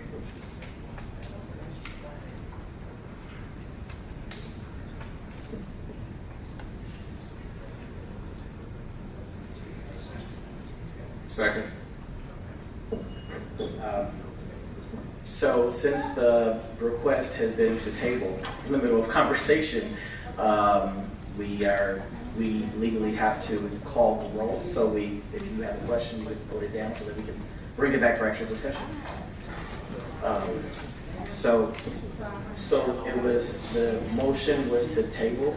So since the motion is to table it, it means that they no longer want to discuss it. So there was a motion and there was a second one. So then when we call the roll, you would just vote it now, no, to get to your question. So we, please call the roll. Trustee Sanchez? No. Trustee Reyes-Plummer? No. Trustee Jones? Aye. Trustee Lightfoot? Trustee Peppers? Aye. Trustee Brandon? Mayor Booker? No. So with that, it failed for lack of majority. Yeah. So to answer your question in regards to MuniWeb, again, trustee, I don't want the miscommunication to be given to this community. You are referring to an invoice from December of 2021 that did work on the current website as it is. That has absolutely, trustee, if you would give me a moment, your motion failed, I am answering your question. So what we are discussing today is the redesign proposal that has absolutely nothing to do with the 2021 work that was done to the current website. There was a redesign proposal discussed, and you search your board book as we're on the call. It was on April 5th of 2022 and May 3rd of 2022. That is literally 5 months after the old invoice that you're trying to confuse the community with. So it has oh yes you are, sir. It has absolutely nothing to do, with the work that was done to the old current website. The proposal that was given went to your committee. You brought it back as a recommendation to move forward with it. When we were at the committee as a whole meeting, this board voted to see other options. We did not vote to move forward with MuniWeb. The majority of the vote voted to move forward with looking into other options. From that standpoint, the actual day-to-day operators that will be managing the website, which would have been or is Marvin as our IT manager, as well as Ms. Banks as our community engagement manager, whose job function is public communications to our residents, which is the village website. So since she would be trustee, I do not interrupt you, I would appreciate the same respect. So realistically, what we're talking about is the actual people that would be handling the website. They looked at MuniWeb, they looked at the other two proposals that went before your committee that this board voted down. So now they are bringing back, because this board voted for additional options, not your committee.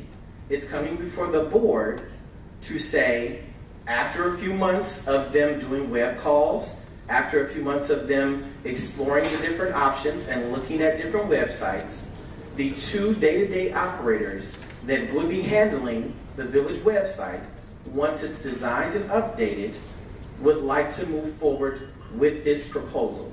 So that is what's before this board after this board voted down MuniWeb and voted to pursue other offers. But I want to reiterate, the May 2021 bill of the current website that is functioning under MuniWeb has absolutely nothing to do with the redesign proposal from April and May of 2022. Trustee Reyes-Plummer.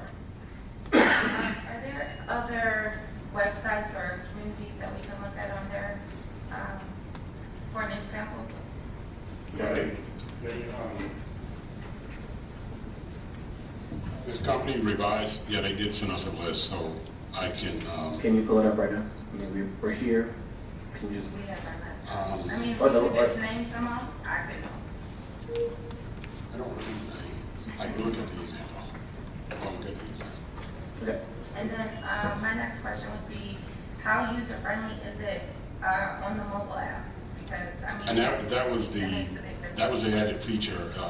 It would be mobile friendly. So when you go from your desktop, laptop to the phone, it will resize itself. Okay, perfect. And then one more question, sorry. As far as payments go, right now we use multiple apps to make payments. Mm-hmm. You know, towards the village. For the online payments, you mean? Yep, whether it's stickers or whatever it may be. That's more would a that be function included? of the company that we're using, like Civics or what have you. Okay. So that would, I mean, any website could probably house that, but that would be. Mayor. Trustee Sanchez. Marvin, I believe you said we get charged every time we need to change or update something? Right. So With UniWeb, we get charged every time. My eyes are going bad. And with this new site, we will be able to do the updates ourselves. So every time we update an agenda, every time we have to change an agenda. Yeah, that gets charged towards our, I think we have like a standing 3 hours or something like that. So they subtract it from that time every time we send something. And how often in your... We send it at least for every meeting, and sometimes for like the additional committees when they meet. If there's an agenda or something like that, Tom can answer that for. So an extremely often amount of times during the week, Yeah. we update these things. We had a problem, I think, the last month where we actually ran out of time because they give us a allocated amount of time to make the changes. And you said, was there the number 400? So $450 a month is for them to be our host. The charges, so say for instance, if a department head changes, to change that name and that email address, Or we have to delete that pay. person, right. In order to change a photo on the website, we have to pay. The current company that the operators that would handle the website have chosen and worked with, that if you would like on their contract, you could go to their website, www.revise.com, and see their work and see the different websites. Because the agreement is attached to the board packet, their website is attached to the board packet, to be able to look at these different things. But ultimately, we're saying we're trusting the professionals that would handle the day-to-day operations of this website. They are saying that they would like to move forward with the operations of this company. This would save us money because we can handle a lot of our own uploading, we can handle a lot of our own edits and some of our creation content and sharing. So the current site, we are not bound by a contract. There is a proposal that they gave that we have not spent $1 on, just for clarity. No different than this proposal that they're providing that we have not spent any money on. But this website most certainly in the long run, from day one, would save the village money because we would have the hybrid option of being able to edit things ourselves versus emailing every single time something needs to get changed. Mayor. Trustee Reyes-Plummer. If this is approved. Trustee Brown, I didn't hear you, I'm sorry. Go ahead, Trustee Ray. Okay, so let me just provide clarity to this board again. I don't know if we are forgetting what happened with the whole ordeal, but there was a check that was cut to pay Uniware to do some background work with the website to start the process of updating the website. And so, but it was, I was, there was a check back and they were paying for the work that they already had completed in regards to getting their website updated. And so the other thing is we keep utilizing the expert. Who's expert? Is Marvin an expert at website? Absolutely. Absolutely.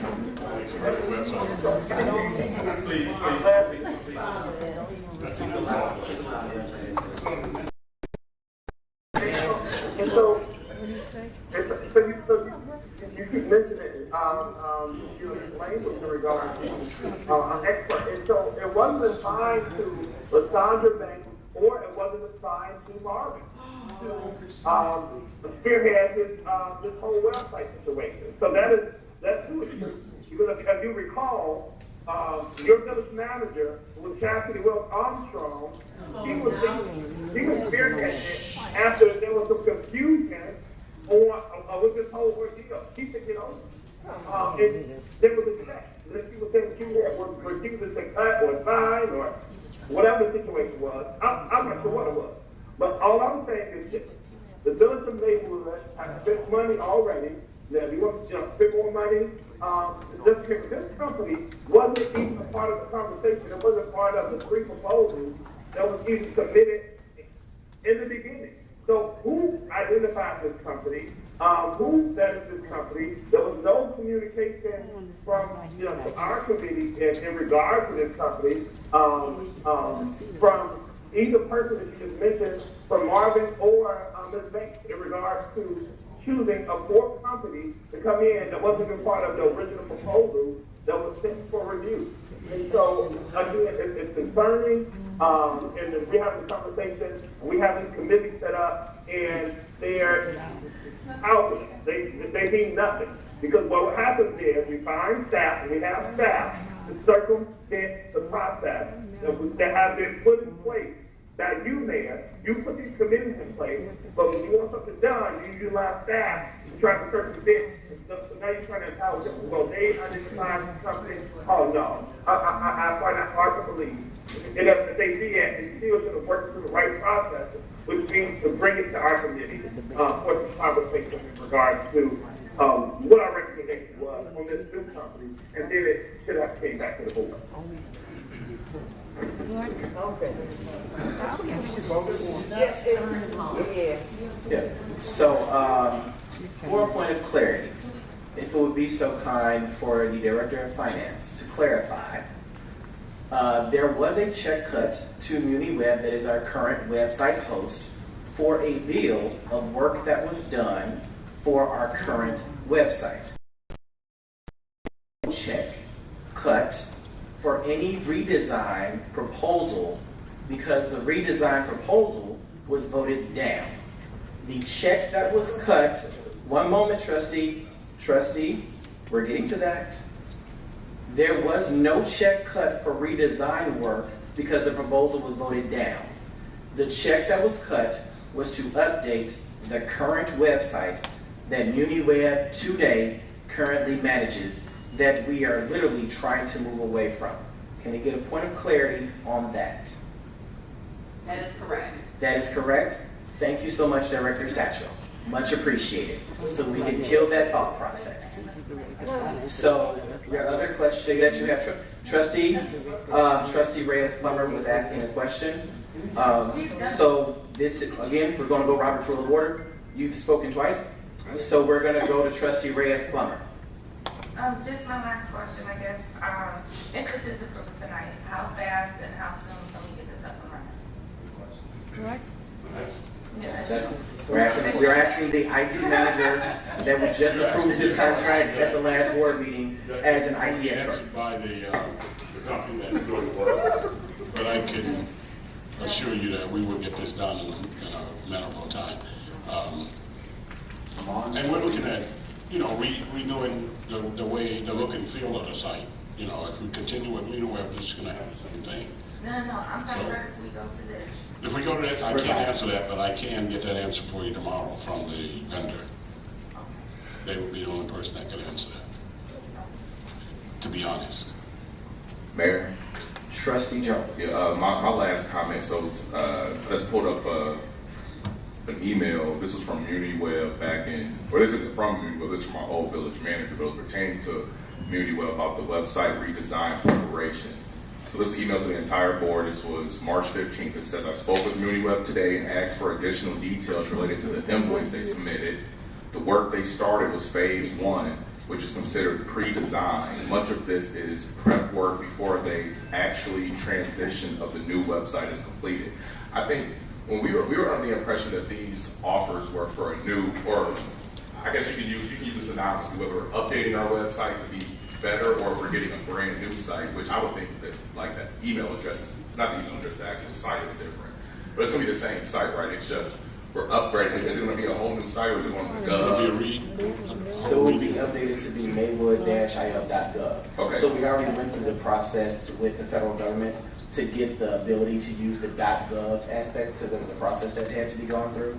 So we have the ability to use the .gov as a government entity instead of using the .com that we've used in the past. Okay, but I guess the only thing I'll say, I mean, I don't think there's a problem with this if we want to move forward. Is there an issue with us moving into the committee? Because I will say we did look at 3 proposals with the idea that was for the redesign or for us to get a new site. Like that was the whole point. And the check that we were had in question was because they thought that was preliminary work that has to be done for a new website. Like before you do the website, there's like pre-work, there's this phase 1 pre-design work that has to be done. So it was labeled, I remember it was labeled back-end work. Yeah, back-end work that is needed for so I guess I'm curious, is this new site, is there back-end work that needs to be done before we redesign our new website? And it would be great, I would like to hear this at the committee. I don't know if there's a need to get this approved right now. Can we see this at the committee compared to our other 3 vendors and then make a recommendation? We've heard staff's recommendation. Ms. Banks, I don't know if you're okay with that or not. Being in our committee, would you mind if we did that? Because just so we can level set on it and then we can come back and then approve based on, you guys have made your recommendations, we can look at the 3 other the designs and then we can move forward. Do you have a problem with that? Or do we need to, Ms. Banks? Yeah, trustee, before we acknowledge Ms. Banks, I want to be clear. The committee already made a recommendation and it was voted down. So this board as a collaborative said we would like to see other proposals. You voted yes, it was voted down. Trustee Brandon voted yes, it was voted down. So why would we send it back to your committee when your recommendation was voted down? We have been talking about a new website since June of last year. We didn't see this one. That's So the board packet was made ready available to you on Thursday of last week. The website to look at Revise as a company and to look at different business entities that they provided have been available to you for the last 5 days. So to say that we want to go back to committee after your committee made a recommendation that was voted down, and you're the co-chair. So at the end of the day, the committee's recommendation was voted down. This board asked for another option to say at this very last board meeting, we just approved not only to say Marvin is an IT expert and approve his contract for another year to continue working for the Village of Maywood, we actually increased his salary by $5,000, and then to question his expertise at the same time makes absolutely no sense. The question is actually, I didn't question that wasn't you. I'm not saying you, but that was most certainly Trustee Brandon. So, I'm questioning in regards to the thought process. So, at the end of the day, again, as I've said, the actual day-to-day operators, which would be IT and community, time to go through the different websites, so that we can transition out of a .org as if we're an organization, not a government entity, so that we can actually get an updated website that suits 2022, not 1995, that has mobile functionality. This is the site that they came up with. Ms. Banks, would you like to share anything?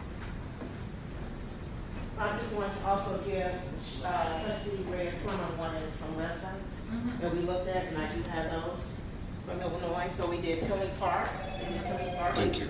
South Elgin, Glencoe, Barrington, Lake Forest, Park Ridge. So there were several sites that we looked at. Our biggest thing is the ability for us to make those changes. As the mayor said and Marvin said, that being able to make the changes has been the impediment for us, especially when we go over the 3-hour limit, I believe it is, for the month. That's not a lot of time for us to be able to make a lot of different changes that come up. And with the way that the village is moving forward and things are moving really fast, we need to be able to make those changes. Okay, so with that being said, with everyone having been the Robert's Rule of Order of acknowledging that you were acknowledged twice, can we get a motion to move forward with revise so that staff can move forward with giving us a new website that we've been asking for over a year now? I motion to approve. Motion to approve by Trustee Sanchez, second by Trustee Reyes Plummer. Are there any questions? Mayor? So Trustee Brandon has a question for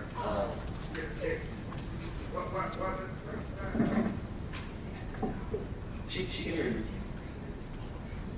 Ms. Banks, so are we saying that the current website that we have to utilize them to make any changes to the website? Is it that we have to utilize them, or is it the fact that we did not have anybody who was trained within the village of Maywood to go in to make the necessary changes that were needed?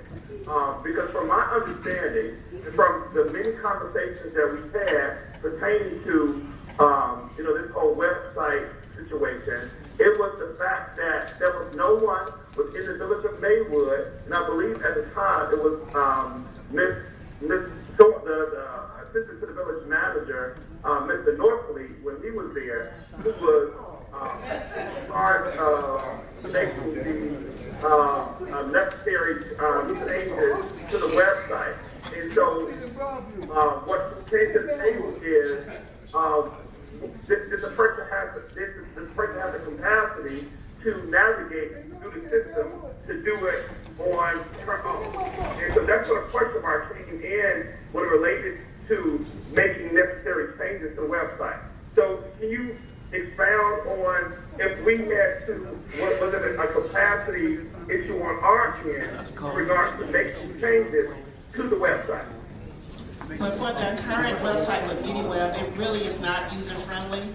On our end, when I believe when you were talking about Miss Arlen was here, she would just email them the documents to upload. She had very limited capabilities to be able to make any changes. So if I wanted to put a picture up there, if I wanted to change the fonts and make it look presentable to the public, we would have to go through the website company to do that. So, Trustee, just to give the point of clarity, to give you point of clarity on what she was saying, Miss Arlene would get directive on what to do to the website, and as the manager of it, she would email MuniWeb. She can't change fonts. She can't change the spelling of a person. She could not change the spelling of a person's name. She could not upload board packets. Those things would get sent to Miss Arlene, and then she would email MuniWeb. MuniWeb would charge us to do what she emailed. She's no longer. Okay. Thank you, Trustee. Mayor, we're done. Thank you. Thank you. We're done. All right. Trustee Sanchez. I think this is a perfect example of this community being stuck. Thank you. Thank you. Stuck in the mud. How do we progress? We want to stop progress. We can't. You can't. With that being said, I make the motion. When you motioned in second already. No, he has to. Oh, you guys say the cost of the price.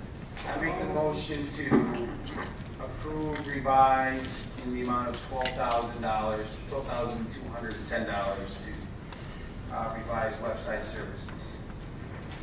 Second. So motion by trustee Sanchez, second by trustee Reyes-Plummer. Will you please call the roll? Trustee Sanchez? Aye. Trustee Reyes-Plummer? Aye. Trustee Jones?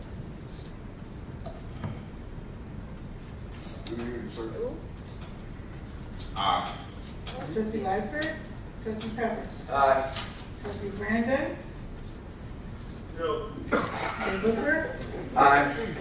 Motion carries. All right, going to 8D, Maywood Police and Fire Commission appointment of Mr. Marcellus Wells. So you have his application, you have his resume. This seat is replacing Mr. Chris Brown, who resigned from the commission and is focused on youth development and youth engagement. So he resigned from the Police and Fire Commission, but he now offers Saturday basketball training to our youth right across the street at the 200 building. If there are no questions, I need a motion to approve. Motion to approve. Second. Motion to approve by trustee Reyes-Plummer, second by trustee Jones. Are there any questions? Please call the roll. Trustee Sanchez? Aye. Trustee Reyes-Plummer? Aye. Trustee Jones? Aye. Trustee Lightfoot? Trustee Peppers? Aye. Trustee Brandon? And Mayor Booker? Aye. Motion carries. Just so everybody knows, Mr. Wells is in our audience, so thank you very much for your service. All right, 8E, Maywood Liquor Commission to Ms. Tori Guerin. You have her resume, you have her application. This is just filling a vacancy that's on the commission currently right now. When the expirations came through last year, we just didn't fill one of the voids. So it's not replacing anybody so much as it is filling a void. Mayor? Trustee Sanchez. Motion to approve. Second. Motion to approve by trustee Sanchez, second by trustee Reyes-Plummer. Are there any questions? Please call the roll. It was a vacancy from when we did the cleanup of the boards and the commissions. So it's not anybody. We just never appointed a fifth person to the commission. When we did the appointments, let's say back in February or so, we just didn't fill that board. Please call the roll. Trustee Sanchez? Aye. Trustee Reyes-Plummer? Aye. Trustee Jones? Aye. Trustee Lightfoot? Trustee Peppers? Aye. Trustee Brandon? And Mayor Booker? Aye. Motion carries. So also, Ms. Torier is in the audience. Just give a wave. Thank you very much for your service.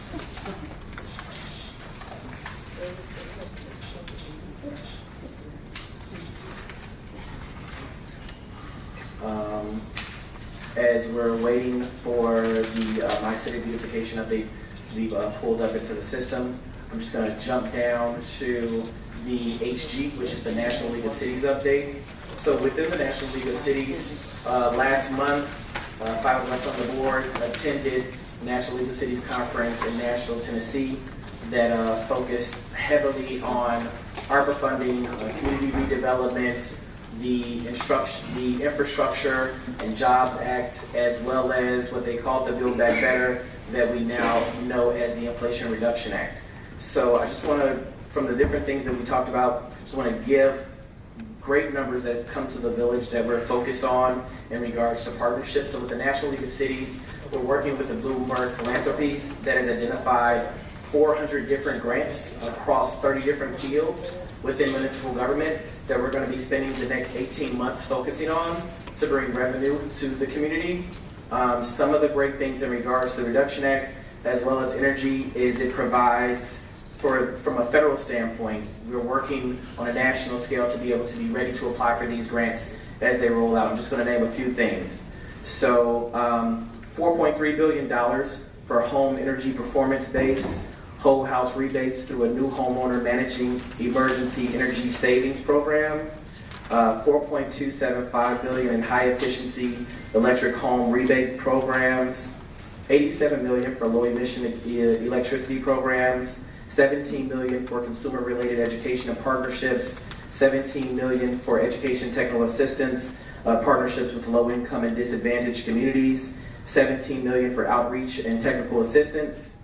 Big one will be $400 million to replace heavy duty vehicles with zero emission vehicles, $3 billion for neighborhood access and equity grants to reconnect communities divided by existing infrastructure barriers, mitigate negative impacts of transportation facilities on construction projects, on disadvantaged and underserved communities, and support equitable transportation planning, as well as community engagement activities, and multiple different tax credits in regards to clean resources, electricity, energy storage, clean fuel, and consumer credits in regards to lower and middle income individuals to buy used vehicles up to $7,500 in tax credits to buy new clean vehicles. And those are just a couple of things that we'll be rolling out and discussing as a community in regards to grant funding, but there is a lot that came from the discussions and from the different sessions. So one, thank you for the Village of Maywood for allowing us the opportunity to go on a national scale to learn what's going to roll down. One of the biggest pieces of what was discussed in these different conferences was within the Department of Energy. It's called the Justice 40. And within the Justice 40, what came out of the conversation of this $369 billion being spent, that at least 40% of that $369 billion must be spent on disadvantaged and underserved communities. So we most certainly checkmark every box of disadvantaged and underserved communities. Our job at this point is just to make sure that we're working with those different government, state, federal, local, county entities to bring in those resources so that we can continue to move Maywood forward. Did any trustee want to jump in regards to the conference? Trustee Sanchez. I did not attend the conference, but you just said something really important. Will our state senators and state reps and other political allies be helping us to obtain some of that 40%? So we've actually already started discussions with Congressman Danny K. Davis, House Speaker, who's our state representative, Senator Lightford, State Representative Chris Welch, as well as our Senate Majority Leader, Senator Lightford. We've also started talking with our commissioners, Brandon Johnson, as well as Frank Aguilar. We had last week a meeting with the mayors of the West Central Municipal Conference and discussed this funding. We've also started discussing the funding with the Water Reclamation District for the metropolitan area, the Metropolitan Council, as well as the Metropolitan Mayoral's Caucus and the Illinois Municipal League. So these discussions are already ongoing. Thank you. My pleasure. All right, so just to give everyone an update, in regards to when we say, a lot of times there are things reported on social media or there's things that are reported during public comment. I just want to make sure that everybody's aware of the My Civic system. So My Civic allows us the opportunity to report any issue whatsoever, whether it's people hanging out outside in front of your house, a car not moving and still sitting in front of a street, whether it's trash in an alleyway, any and everything that you would like to report from a My Civic standpoint is within the system for you to do so. It's available on the Apple Store. If you just search My Civic, you'll download it and just type in the Village of Maywood, and from that point, you're able to report things. Now, you can report things letting people know, letting the department heads know who you are, or you can click anonymously and you can report it anonymously as an issue. In real time, the department heads and those within the department can respond back to you and ask you any follow-up questions where they need to. Wherever they receive it and transfer it into a different category, you will get alerted and updated. So a lot of times conversations get said, different things are filthy, different things are not cleaned up. We have worked diligently to get those things cleaned up, and I just want to give an update in regards to where we are with My Civic for this year. So realistically, there have been more than 1,000 issues that have been closed out as reported for the village. As of today, we only have 3 new issues in the My Civic system, and the 171 issues that are still open are things such as we have to order equipment to rectify the issue. We're waiting on different materials to rectify the issue, or different things like that. But when it transfers over to the open field, there is a category that puts in a memo of why it's being put into open or pending status versus being closed out as a completed issue. So again, this is the platform that we're utilizing in regards to reporting the issues that are going on within the village of Maywood. A lot of times when things get posted from a social media standpoint, those things can get missed. When you report it in the My Civic system, it goes directly to the department head that takes care of the issue. So we ask that if you have an issue to report it in the My Civic system. If you are not that computer savvy or phone savvy, or don't want to utilize the application to report it, you can always reach out to Ms. Banks, who is our community engagement manager. Her number is 708-450-6366. Her email is lbanks@maywood-il.org. So when we're reporting different issues that we have within the village of Maywood, the department heads with our village manager meet on a weekly basis to discuss these different things. You have the different administrators in the different departments that meet to discuss these things to make sure that they're being taken care of. So again, I heavily encourage everyone to utilize the app or to utilize contacting our community engagement manager to get these issues taken care of, because that is the best source of getting things taken care of. We don't have to wait for meetings. We don't have to go up to Village Hall to contact someone. You can literally give an email, give a phone call, or report it yourself. And when you're reporting the issue, you can put it in. You can take a picture of it as well of the issue to report it when you're doing it online. So just a quick update in regards to making sure that we're utilizing the My Civic application in regards to reporting as well. That's just to give an update in regards to utilizing the functionality of My Civic and making sure that when we're reporting things that we're able to get those things done. And I just want to say thank you to staff. Thank you so much. Thank you to staff and the department heads, because we definitely were not in the status when we showed this presentation a couple of months ago. We definitely were over 100 new items that hadn't even been opened yet. So staff has been working diligently to get these items not only open, but clarified and fixed. So thank you so much to our staff and to our department heads and to our village manager for putting great focus in making sure that residents' complaints, concerns, and issues are addressed within a timely fashion. With that being said, I'm going to move over to just an update in regards to 8-1, the Maywood Federally Qualified Health Center update. So you guys have in your board packets the Maywood Federally Qualified Health Center update. I'm not going to go through the entire presentation. Last week, there was a meeting with the Illinois Department of Public Health, Congressman Davis, Trinity Health that owns and operates Loyola and Gottlieb, as well as the Cook County Public Health Department, Commissioner Aguilar, Commissioner Brandon, myself, Director of Community Development, as well as our Community Engagement Manager, Ms. Banks, and some other individuals from a partnership standpoint, working to get us to the point of seeking funds for the Federally Qualified Center. So providing an update, we do have partners that have identified space usage that they would like to have within the facility. And for those who are unfamiliar with the Federally Qualified Health Center thought process, it's a medical facility that provides different resources that proactively work on health engagement. So within the feasibility that we're looking at right now, we're looking at bringing a 17,000 square foot gym facility to the village of Maywood.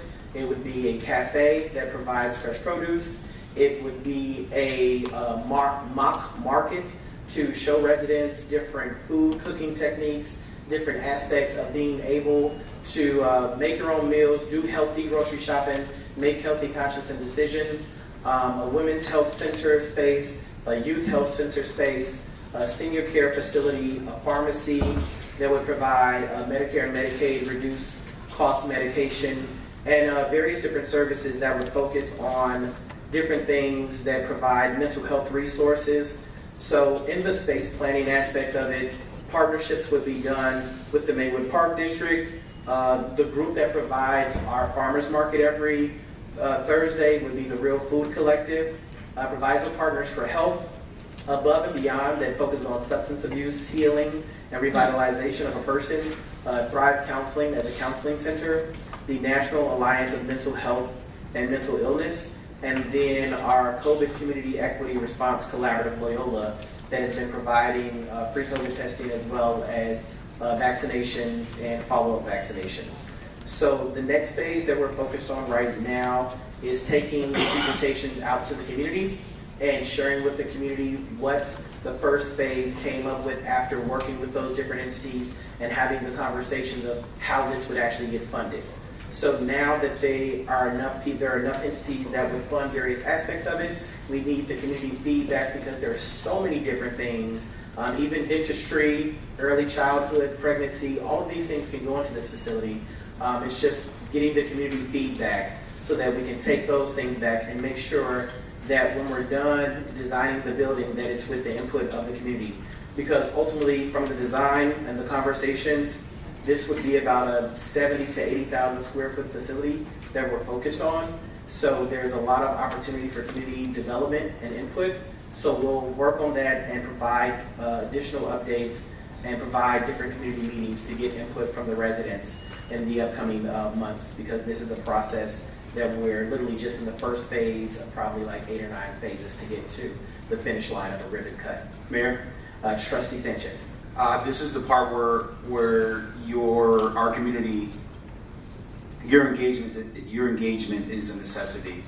This facility actually exists already. We are not reinventing the wheel, but asking the community what we need. For example, school starts tomorrow. Our children need to be vaccinated with the specific shots that they need to start their kindergarten, first grade, etc. Also, dental hygiene or OBGYN clinic. All of this is input that we need from you, the community, because this will be for us. The location that our mayor is talking about, it's city blocks. There's multiple blocks dedicated for specific services. What is it? It's in the near west side on Ogden Avenue. And unfortunately, we don't have that much space. So this is why we need you, the community, to let us know, hey, how great would it be to have a dentist, a pharmacy, a cafe, a gym? What is it that you guys need or want? So please be engaged in our up and coming meetings. Trustee Reyes-Plummer. After looking at I guess the mapping of it, the only question I have, and it's our biggest concern, is parking. So in the feasibility aspect of the parking, we're looking at the house that has the garage on that back end to make that parking. Also, conversations have been had in regards to making the front end of the Maywood market be village municipal parking, so that residents could still utilize it for grocery, but then also for this facility be allowed to have parking that would compensate for the lack of parking within that structure. So the location that we're looking at is 5th and Washington, where the old Robinson's Towing is. So the space has to be remediated, cleaned up. We have to go through the process of EPA, getting the funding, securing the funding. So right now, working with all the various different entities to get that up and running is a big thing that we're focused on. So stay tuned for updates and details. Trustee Sanchez. Can you give a little bit of highlight of the possibility of the Oddfellows home? So in looking at the Oddfellows home, there has been discussion of the feasibility, and within the feasibility conversation of the Oddfellows home, there's conversations in regards to making it, to make sure that the building is a full community engagement resource center, having some of either their administrative work be done at the Oddfellows building. Another conversation with the Oddfellows building has been making that more of a senior center at the Ogden location, right across the street from the community building. There's the senior center. So Marvin, can you just pull up the FQHC right quick? And with thinking about that standpoint, the senior center would go into that facility, as well as the pharmacy as an option, so that residents and seniors are able to access it without having to go into the facility. So it's the FQHC update. Those are different functionalities or options when it comes to if we were to go to the land bank and say we would like to have the Oddfellows building because we're not getting any offers on it. We would work to revitalize that building to be a part of the feasibility study, because the Ogden Boulevard strip. No, the Ogden Boulevard. I didn't say this. So the Ogden Boulevard. Or just go to board books and click on the actual FQHC update. But those are the different options of possibilities for the Oddfellows. Mayor, Trustee. Once again, imagine 5th and Washington not just being the gas station or the churches. You know, this is why it's very important for you guys to let us know what it is that you guys want. All right, so again, that was just for updates in regards to what's going on within the Federally Qualified Health Center. The next update is our 8H, which is focusing on water assessment and investment updates. So there was a meeting in Washington, D.C. that I was a part of that the, not Wells Fargo, I'm sorry, JP Morgan Chase funded 15 different communities to come to Washington, D.C. to focus on feasibility in regards to fees, fines, and policy. So we're working with the Metropolitan Planning Council with a company that's called Elevate, that's providing us a free grant that will go through the process in regards to focusing on our water reduction, focusing on our water waste, focusing on our water cost, and focusing on various different options from water bill burden, water debt shutoffs, plumbing leaks, data management, and customer service. So Elevate is a company that is partnering with the Metropolitan Planning Council, and the Village of Maywood was selected to be a partner. So this is of no charge to the village. This is the process that we'll be working on, but it is definitely one of those, we have to make sure that we have these seats at the table so that we can get these free resources, so that we can, again, move the Village of Maywood forward in a fiscally responsible, collaborative, and partnering way. Trustee Reyes-Plummer? Will this be posted? So, The last one was posted, right? yes, so this project that Elevate does, they're going to come in and they're going to request certain different documents from staff.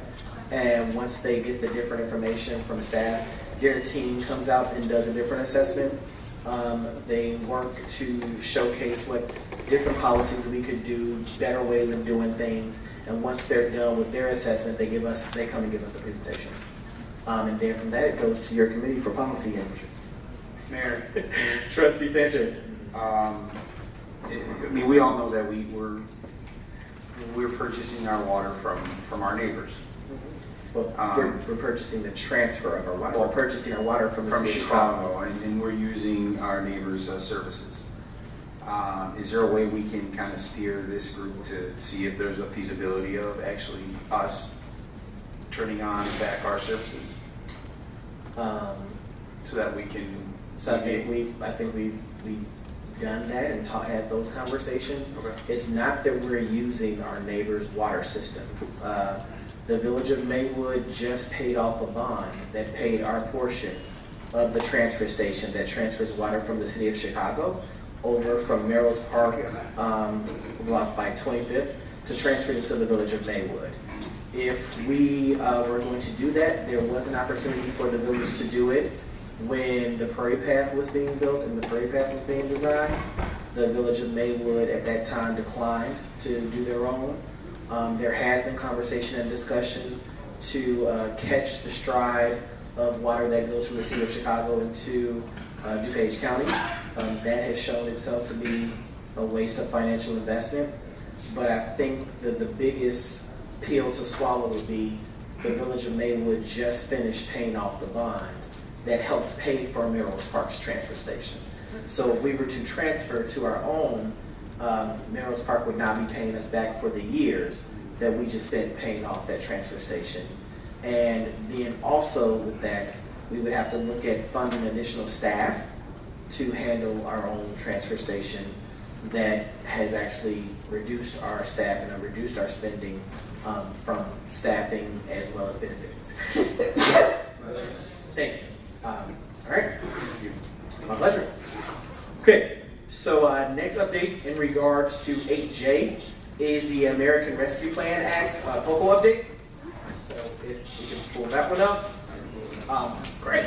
So the American Rescue Plan Act POCO survey was a survey that we sent out in regards to best practices on how the community would like for us to spend the $3.1 million that was awarded to the village of Maywood. Now that award came last year. At this point, we have been focusing on spending federal, state, and county dollars of ARPA funding. They are still rolling out grants as we speak. A new slew of grants just came out. So right now, we are looking at the POCO survey and speaking with our state and county elected officials and federal in regards to the ARPA funding that they have for us. Most recently, in regards, one of the big pieces when this survey results come up spoke on education and youth engagement. And I'm happy to say last week we were awarded as the village, it's going to the Park District, but $220,000 in regards to youth and gang violence prevention for ARPA spending in regards to education and youth engagement. So that'll be funding that starts spending with us within this fiscal year. There's also within the School District 89 Education Foundation through ICEJA for youth, juvenile, that there was an award of $250,000 for youth violence and family gang violence prevention. So again, these are just making sure that those monies came from ARPA, and even though that's nearly $500,000, that is us not touching our 3.1 that we have the ability of utilizing in the next 4 fiscal years. We are utilizing the application and grant process to make sure that we're getting those funds made readily available to us. So with that being said, did you? Okay, so no, so in looking at this, so the attachment showcased the Maywood resident input spending, so it really was showcasing the questions that were asked. Can you pull up the actual, it's like the slides of the results. So one is the POCO survey that showcased the questions that were asked, and then the other one is like a two or three pager in regards to the results that came out of it. So again, questions that were asked to the residents were Maywood as a place to visit, Maywood as a place to retire, overall quality of life and sense of community. Other questions that dove deeper were transportation systems, so how we felt about auto, bicycle, foot, bus, how we felt overall about the design or layout of the Maywood's residential and commercial areas, from homes, buildings, streets, and parks.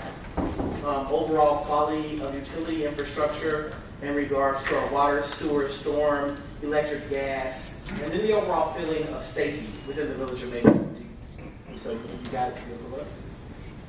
So what we got back from the POCO survey was conversation that focused on different aspects. It's not in this. So it's the file that says. Is this the board package? It's the presentation of the results. So it's POCO results.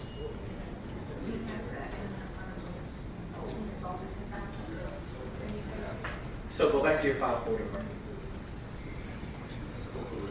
No, go back to down at the top. So POCO Maywood results. Now as this, you go to the inbox and it should just say POCO results. Okay, so I'll just quickly go over the results. That's literally just 2 slides that then now we're going to take these conversations to the community for input. So, no, it's not. So it's the highest quality topics. So respondents rated the topics of highest in quality. The focus was mobility, focusing more on community design as well as natural environment. Some of the lowest quality topics that they would like to see more of a focus on is economy, education, arts and culture, and then inclusivity. And then in focusing on the most important funding categories, 90% of people chose on services or programs to promote healthy childhood environments, expanding childcare, enhanced services for child welfare, involve families, and foster youth as important. The other one was financial aid to high poverty school district to help reduce gaps in educational achievement.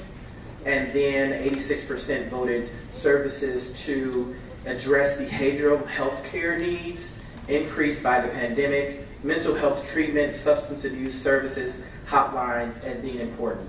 And then some of the biggest challenges, 74% said lack of quality public school system in the neighborhood is problematic. 71% rated not knowing what services are available in the community. And 69% rated feeling like your voice is heard in the community is problematic.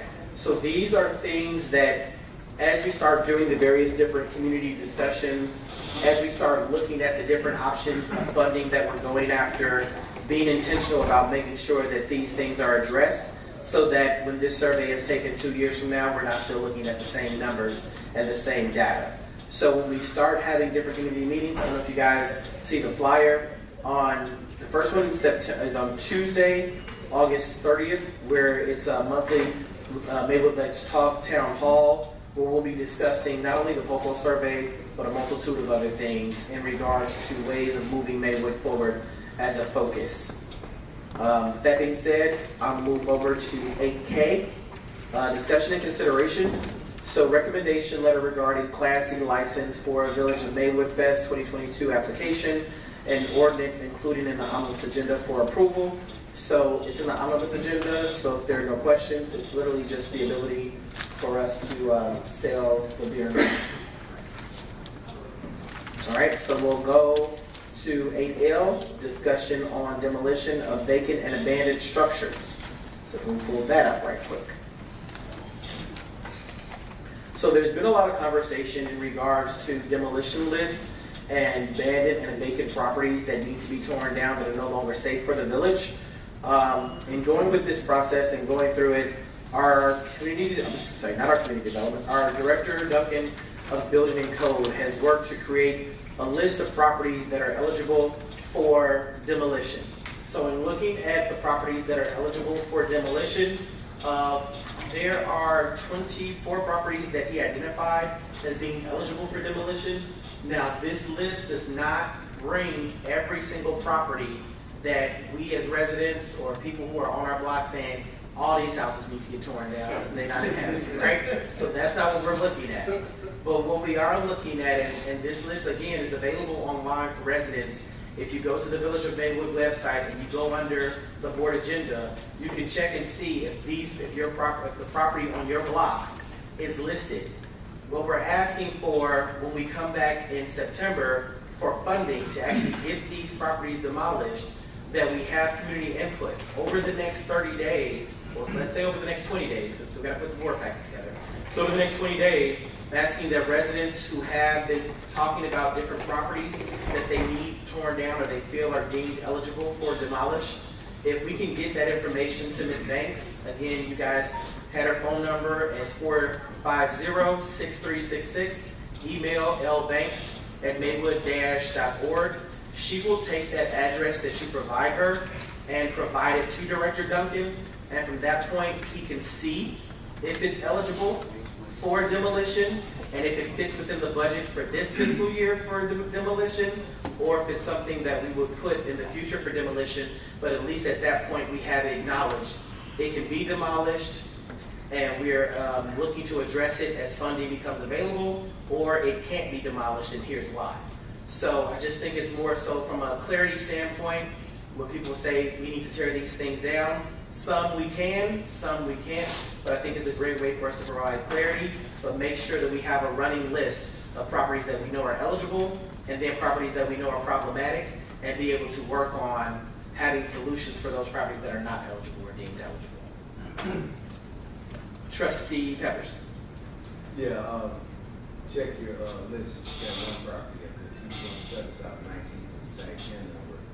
be destroyed twice, even though it is quite a nice soil, we don't have to destroy it twice. It's already gone. Yeah, twice. Yeah, same thing.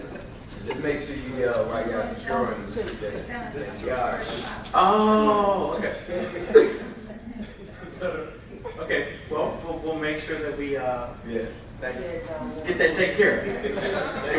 I'm sure we can find another one. I am sure now that now that we've posted this list, it will triple before the next board meeting. But thank you, Director Duncan, because the conversation really has been from a resident standpoint.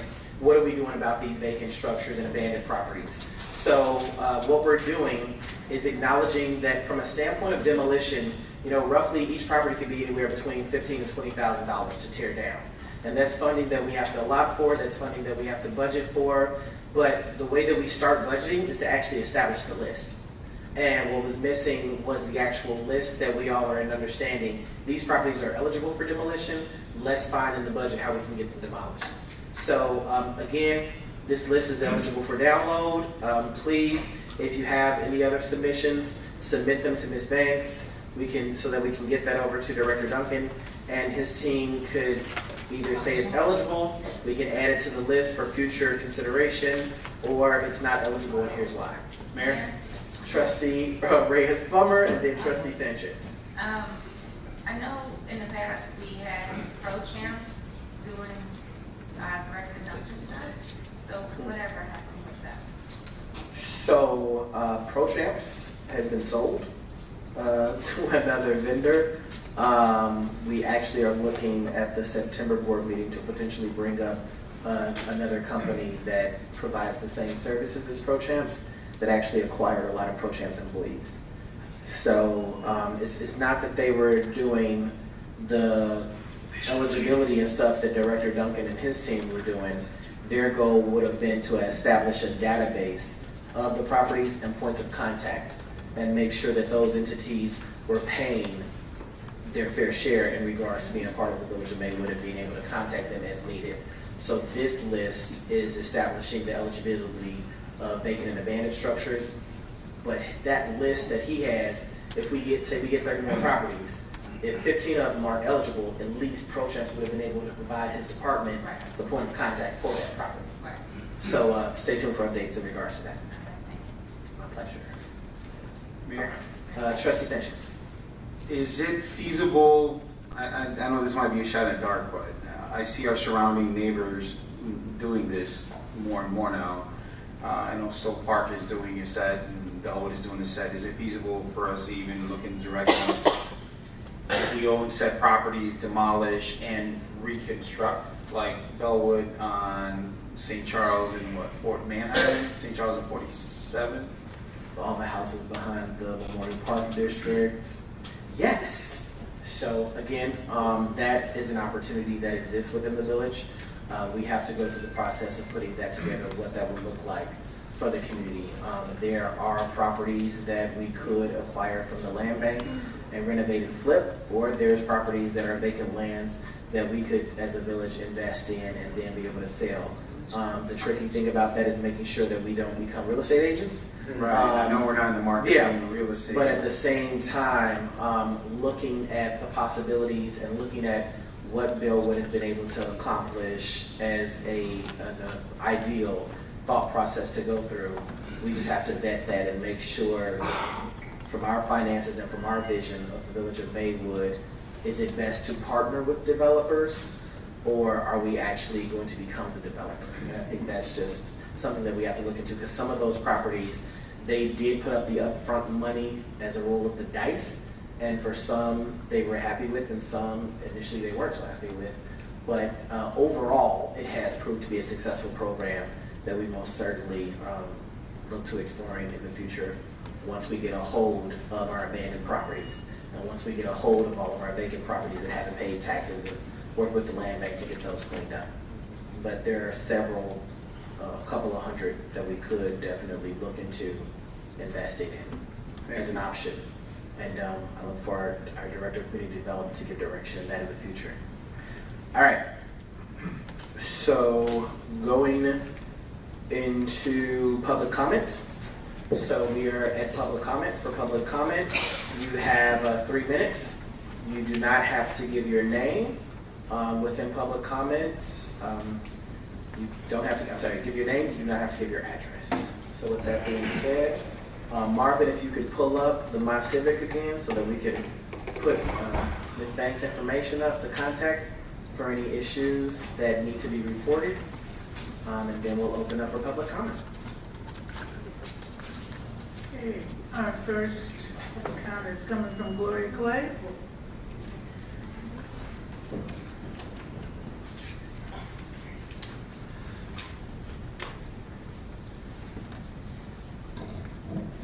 Good evening, everyone. Good evening.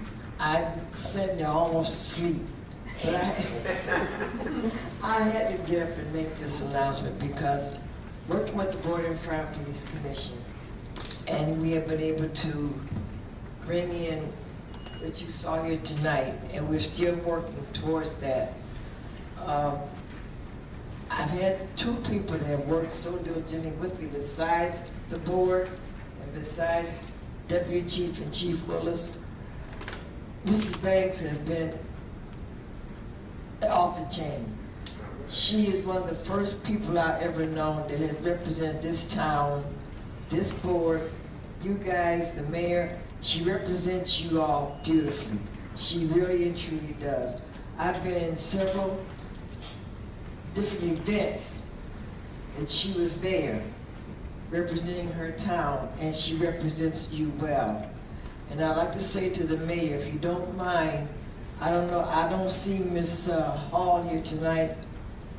There again, for the last 3 or 4 months, we've been working very hard with the fire department, police department, trying to get new hirees. We're finding it very hard to find some place to have these tests in order to give the test.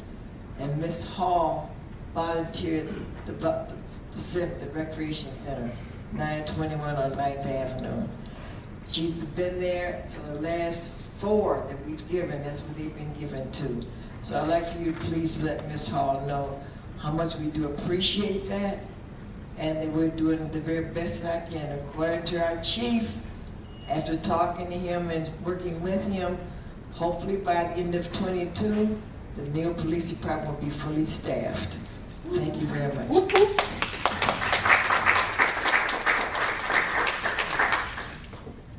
Our next comment is from Ms. Chrysanthemum Sharp, if she's still here.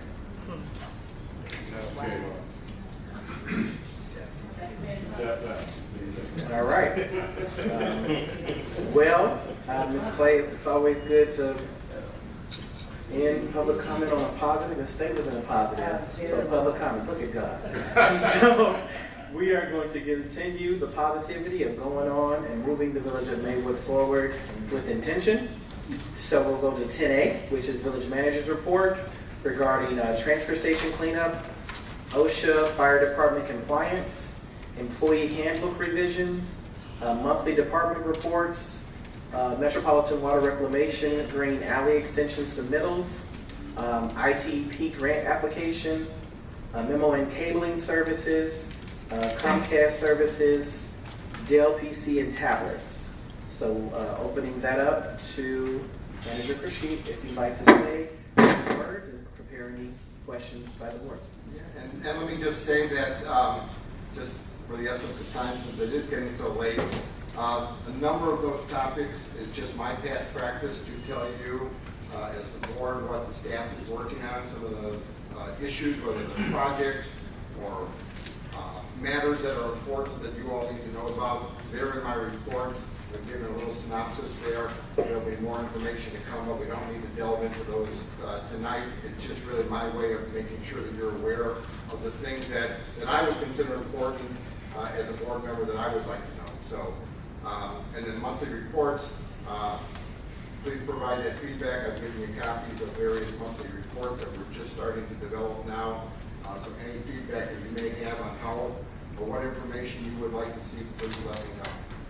2 important grant applications that I want to just draw your attention to. One is the MWRD Green Alley Extension.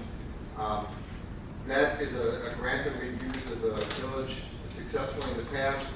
The extension has already been submitted already, so it's really more or less after the fact, but that one has been, and Bill's shaking his head no, so this is gonna be my cue, because on this one, in the ITEP grant proposals,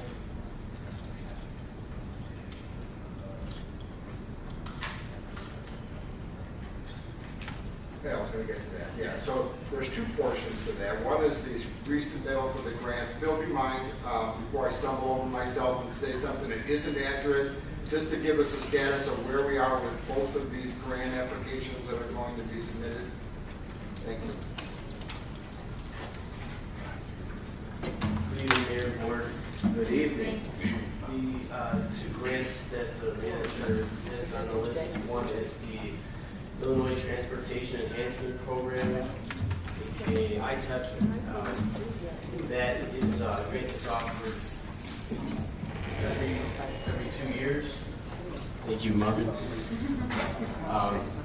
Focus on streetscaping and bike facilities are the two main keys to that grant.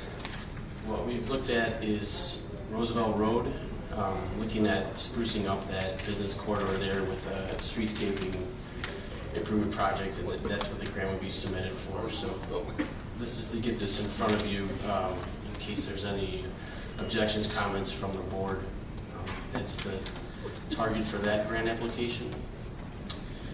That would be due in September. We'd be back for a resolution from you in the September meeting. The other grant application is the annual Metropolitan Water Reclamation District Green Infrastructure Partnership. As you know, we've used that historically for the alley improvements.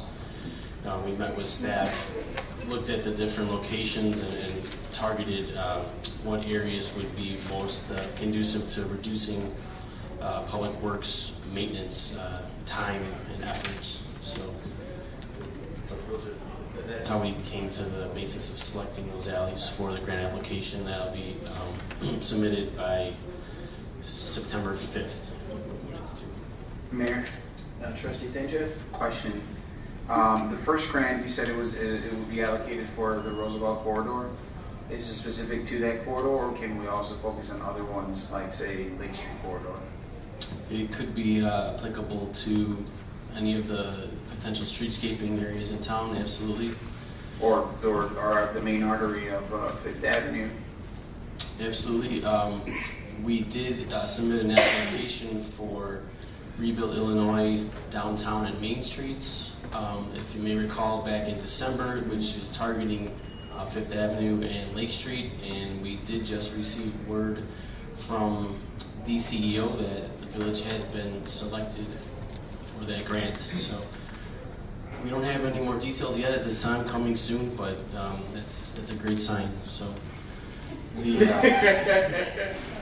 objective then would be to move on to a different business corridor. That's how we talking about Roosevelt Road. I love you. Mayor, if you don't mind, I'll just keep going. And Bill, don't leave. Because, and I'm advancing a little bit, and I do apologize.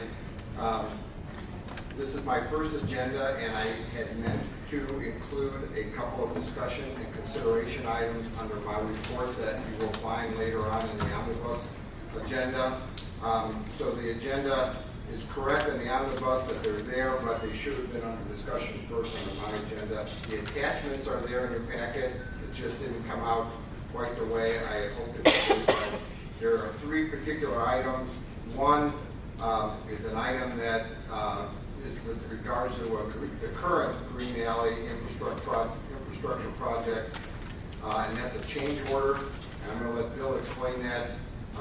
During the first opening phases of this project, we ran into some soil issues that needed remediation, and that is resulting in a fairly large potential change order.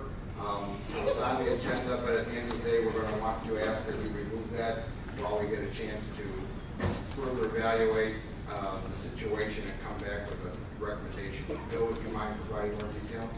Sure. So This item pertains to the ongoing 2022 green infrastructure alley improvements. We were ready to break ground last week. We were thrown a curveball. The contractor was surprised, we were surprised, and you're going to be surprised at the amount of additional potential costs. So I just got the final information as of today, so that's why we don't have it for a board action item. I was hoping to have it ready so you could act. Anyways, the contractor performed his typical clean construction, demolition, and debris soil testing as required by the IEPA so that he can dispose of his soils to a typical contractor landfill. Tell me there's gold. No, there's not gold. All three of the three alleys all tested hot for needing to be specially managed. That doesn't mean that the soil is hazardous. It doesn't mean that it's related to human effects, but it cannot go to the regular landfills in the area. The soil needs to be taken to Joliet and specially managed. There's high concentration of naturally occurring metals. There's high pH content. It's slightly acidic. These are commonly found throughout the area, just not typically on three alleys in one project. The total amount of costs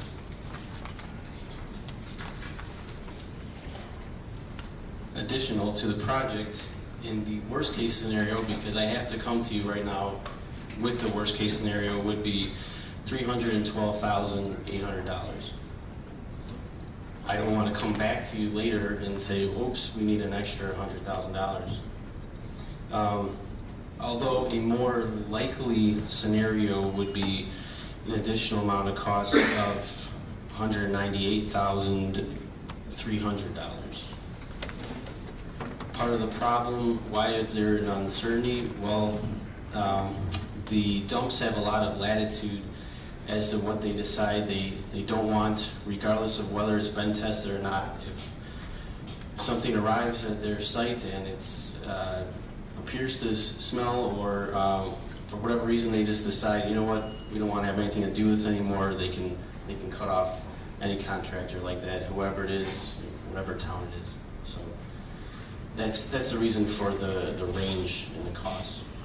From a perspective standpoint, the entire project was $753,762. So on the high end, approximately 40% of the change order, which is excessive, and then even at the low end, you're still looking at 25% for a low end. We were hoping that it would have come in much less, where we could have just moved forward with the change order, but this is requiring us to go back, look at our finances, look at our funding, and make sure that, and wait for further information from the contractor, from Bill, before we can move this, consciously move this forward. If I could add one more thing, this is exceptionally odd because they're all residential alleys. We foresee this as a possibility when we're working in industrial areas off of the St. Charles Road corridor, for example.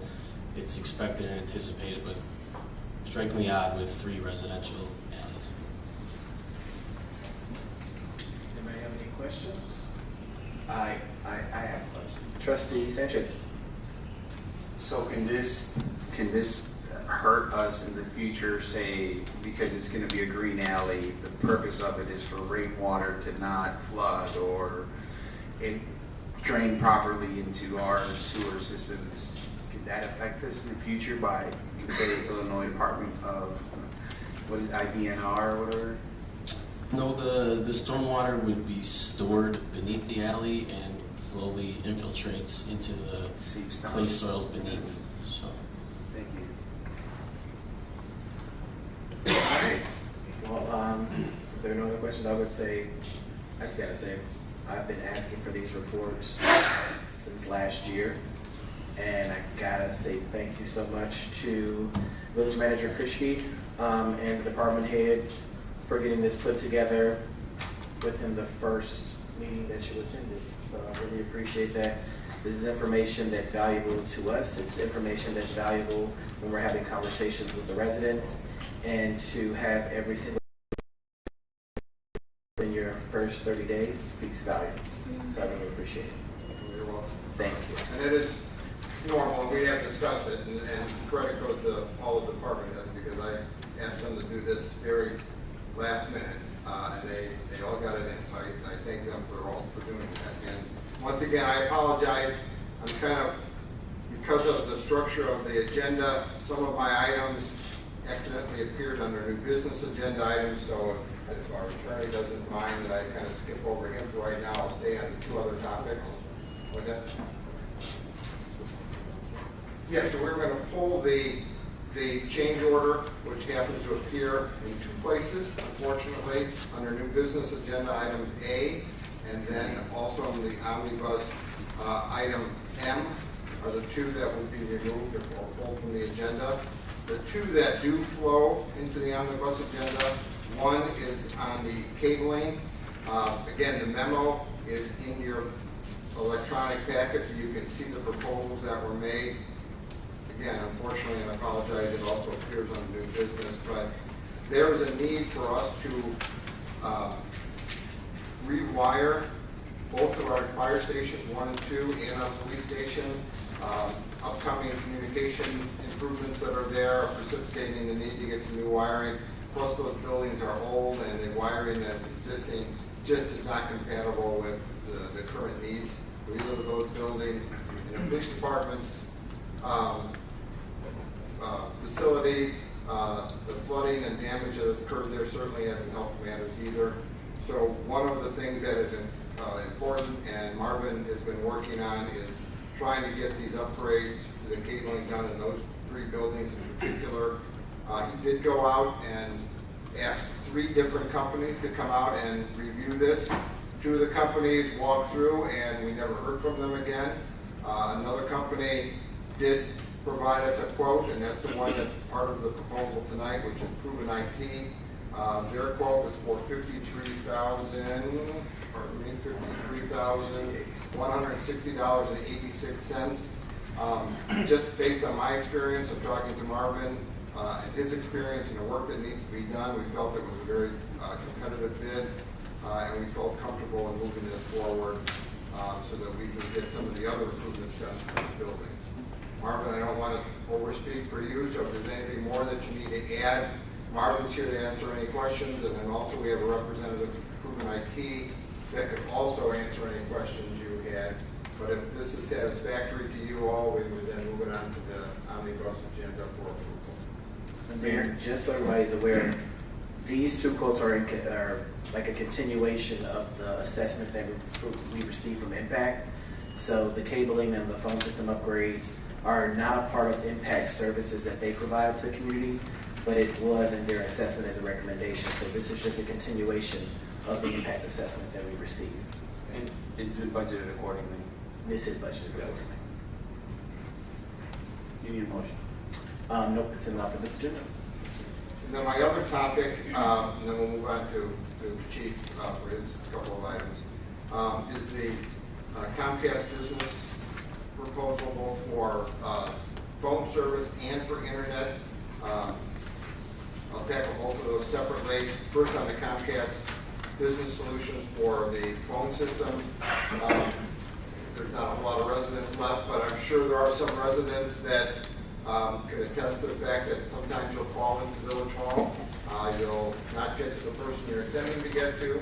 Sometimes you'll leave a message on an unmonitored phone and think somebody will call you back, and nobody is there to retrieve the message.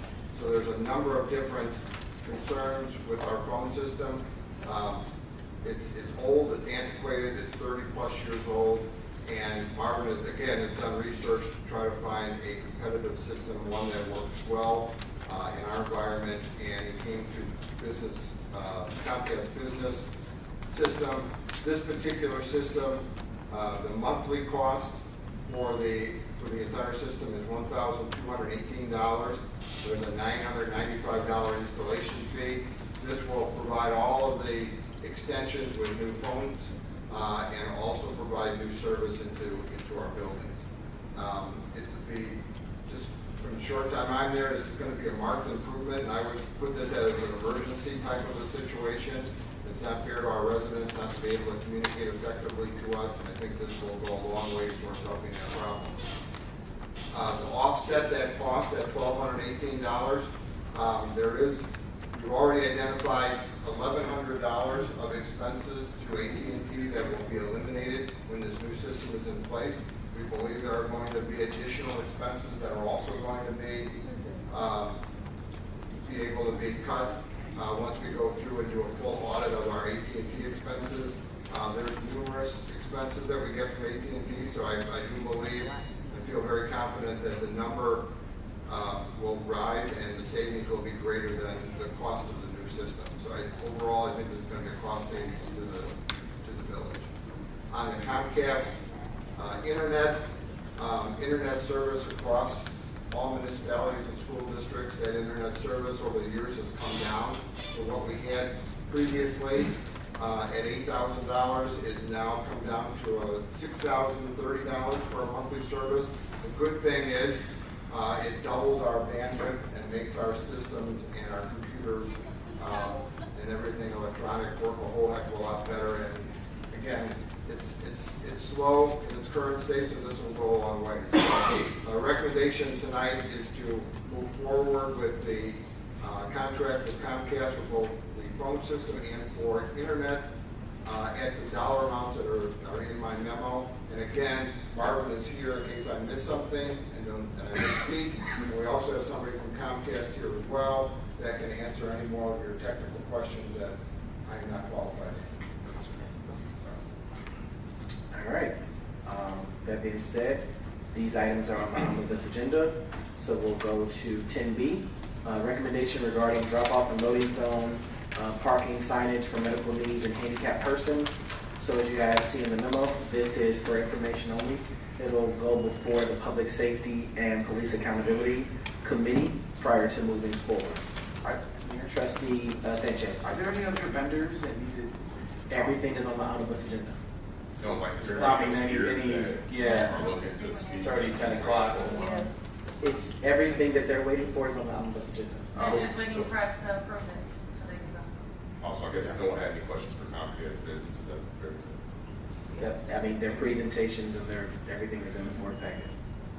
I mean, they have been a current provider, but just add two more tidbits of information. They're currently here providing services to the village, so this would be an extension to what they're doing and a great enhancement to the current services that are here. And again, they're here if anybody has any of the technical questions. I've reviewed the materials, gone through them all with Marvin. I'm comfortable with the proposals that have been made, and based on my past experience, I feel that the pricing that they provided, especially for the internet, is certainly very competitive. And there are certainly, as you'll see on TV, there are all sorts of other choices for internet service, but this is reliable and known to the village, and I think it won't even be a switchover, it'll just be an enhancement, will prove much needed and serve the residents and the village well. But they're here to answer any questions you have. All right, so we'll go 10C, presentation by Chief Willis regarding the Maywood Police Department proposals on purchase of 6-body worn cameras at a cost of $38,650 from Smart Systems, approval sub-mini award grant micro grant agreement between the Maywood Police Department and Justice and Security Strategies, and the micro grant amount of $15,455 with $15,455 matching village payment, and draft policy for worn cameras dated August 8th, 2022. All right, Mayor, trustees, citizens. So, as we all know, the Safety Act came out that was signed in January of 2021 by Governor Pritzker. Mandated that police department has to have body-worn cameras by January 1 of 2025. We was able to write a grant early part of this year. I did a little bit of research in reference to the surrounding town of the body-worn cameras that they have, and our neighboring community had one that I was interested in. When we wrote the grant, the quote was based off what we submitted at that time. When the grant was approved in the second stage, waiting another step for the final approval, the quote went up $5,000. So, like I said, it's an unfunded mandate. You know, my proposal is to buy these grants at the $38,000. What was this? $38,650. I did talk to our finance director. We could have bought them. We can actually purchase them over 24 months, but she suggested that we buy them outright, and then we just get reimbursed for the $15,455. Let's get any questions on that. Thank you, Chief. So we'll skip right into the next topic for Chief. This is in regards to 10D, presentation by Chief regarding 2022 Maywood Fest, September 9th, 10th, and 11th. Security recommendations. Chief, take it away. All right, so as we all know, what we're seeing around, in the surrounding communities, unfortunately, it's a sad day when we witness things that happen in our community that's happening all over the world.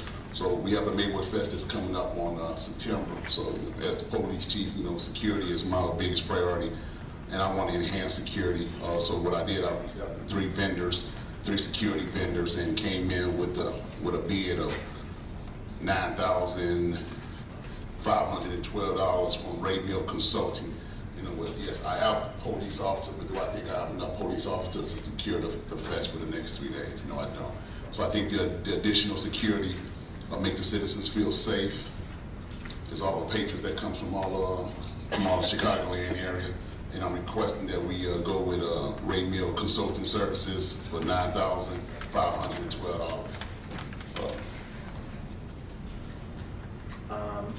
Thank you, Chief, for making sure we're secured, and thank you, Chief, for supporting with some finances from the police department to get security done. Oh yeah, let me mention on that. So didn't get that last year. So the cost of this, like the mayor was saying, the cost of this, we have police accounts that we have assets forfeiture money, that we seize from individuals. What I want to do is split the cost with the mayor from the community engagement fund, and we can split this cost and make this happen.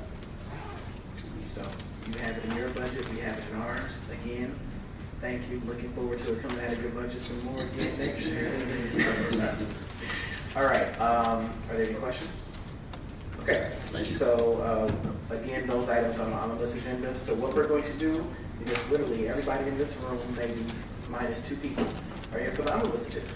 So we are looking for a motion to approve the omnibus agenda after taking off 13M, which is the ordinance approving change ordinance number 1 between the Village of Maywood and J. Narduli Concrete Incorporated regarding the 2022 Green Alley Infrastructure Project, which will be brought back to us at the September board meeting. But looking for our omnibus approval for 13A through O minus M. And we're here. And this really? Motion to approve. Second. Motion to approve by faithful trustee Sanchez and second by trustee Peppers. Please call the roll. Oh, I'm sorry, please read. So we're reading A through O, do not read, but minus M. Are we also including the one village manager wanted? Or it's also already in there? Yeah, that's in there. Okay.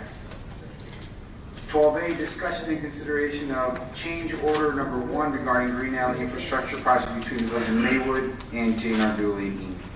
12B, discussion and consideration regarding waiving the competitive bidding and cabling upgrades for the police station and fire station 1 and 2. Actually, those were the two that were my mistake for adding that. So starting with 13, Gotcha. 13A, motion to approve the monthly financial report in the amount of $615,577.56. 13B, motion to approve warrant list number 200258 through August 10th, 2022 in the amount of $1,608,164.07.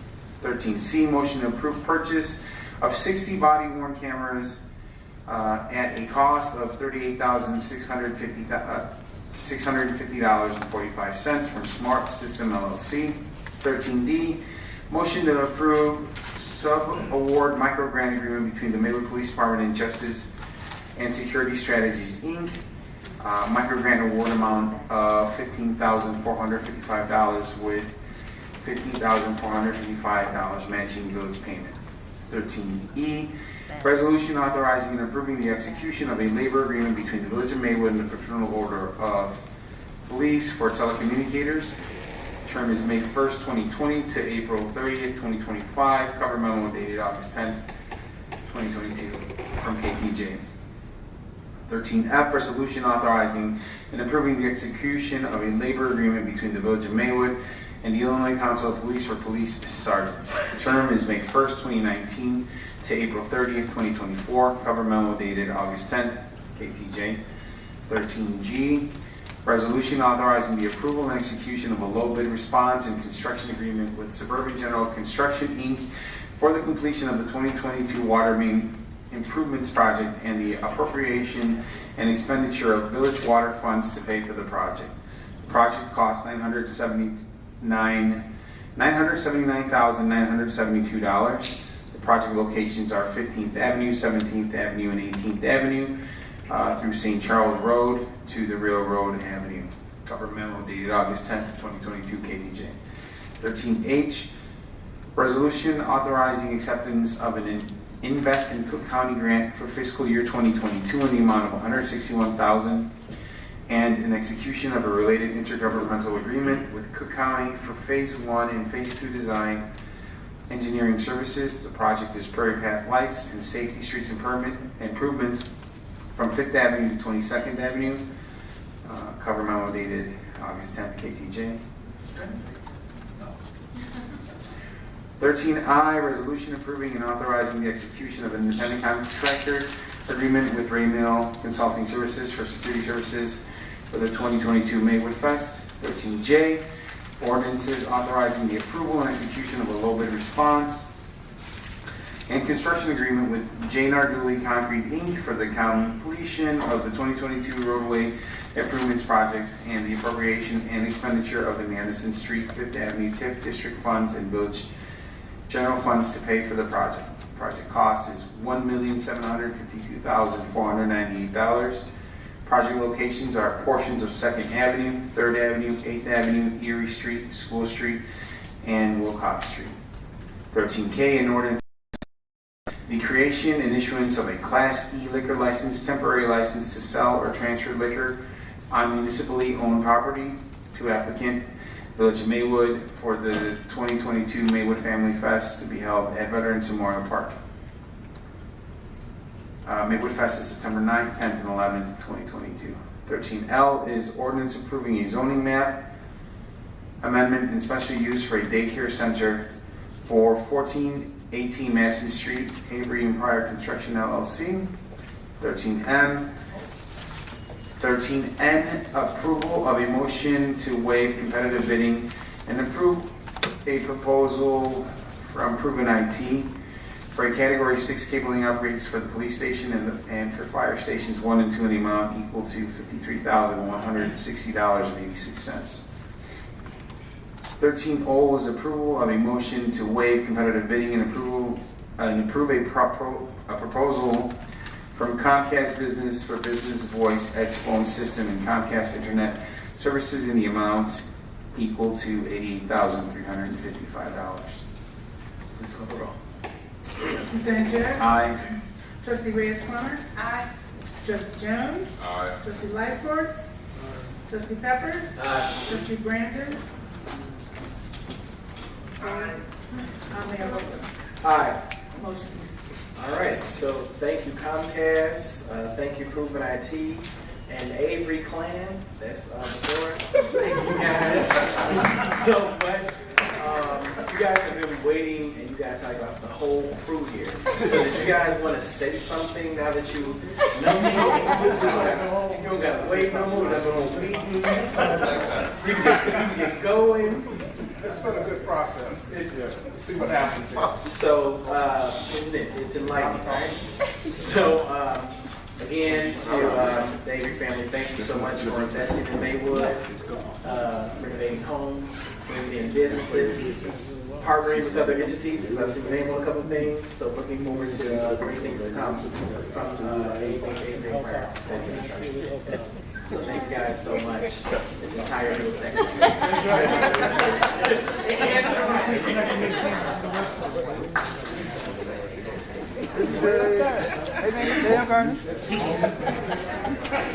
Good night.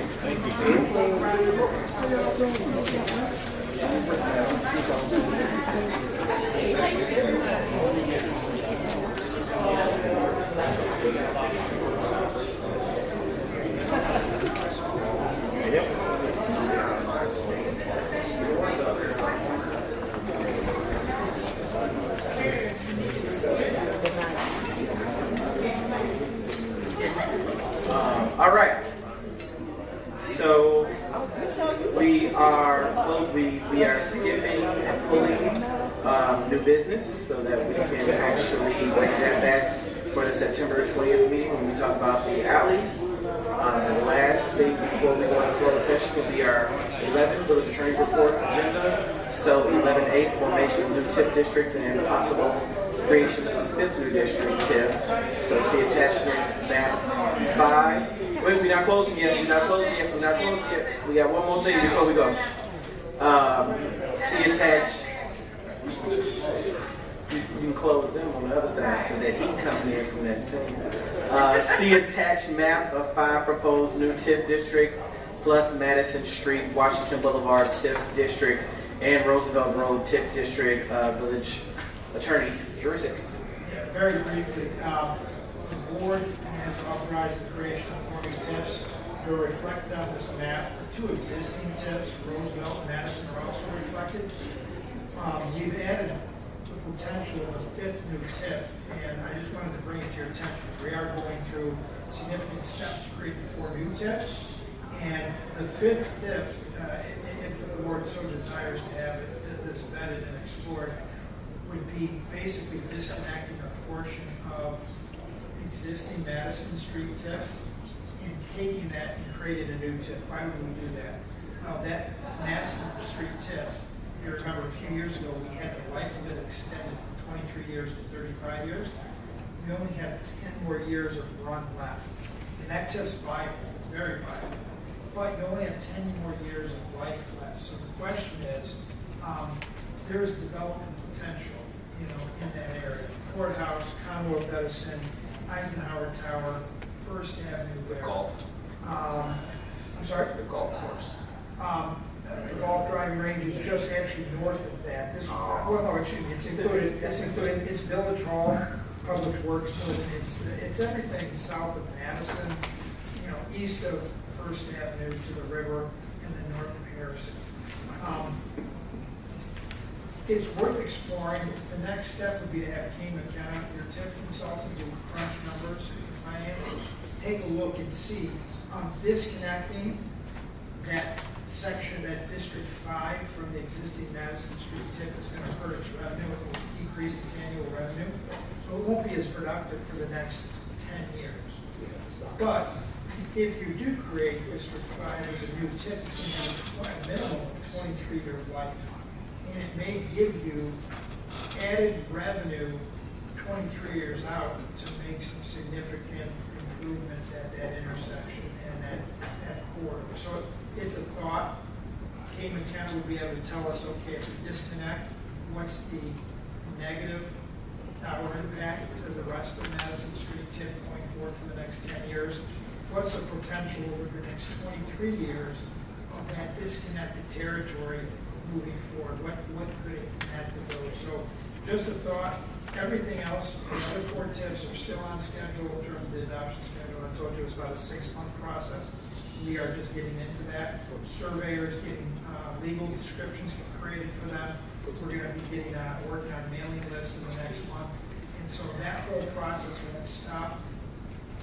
If you're interested in at least exploring the District 5, let me know. We could have, at the next meeting, we could authorize Cambridge County to get going on that assessment.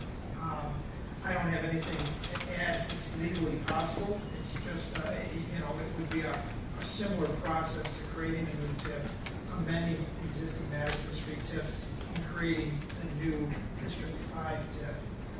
But I just wanted to bring it to your attention because, again, we're doing a lot with the 4 new TIFs.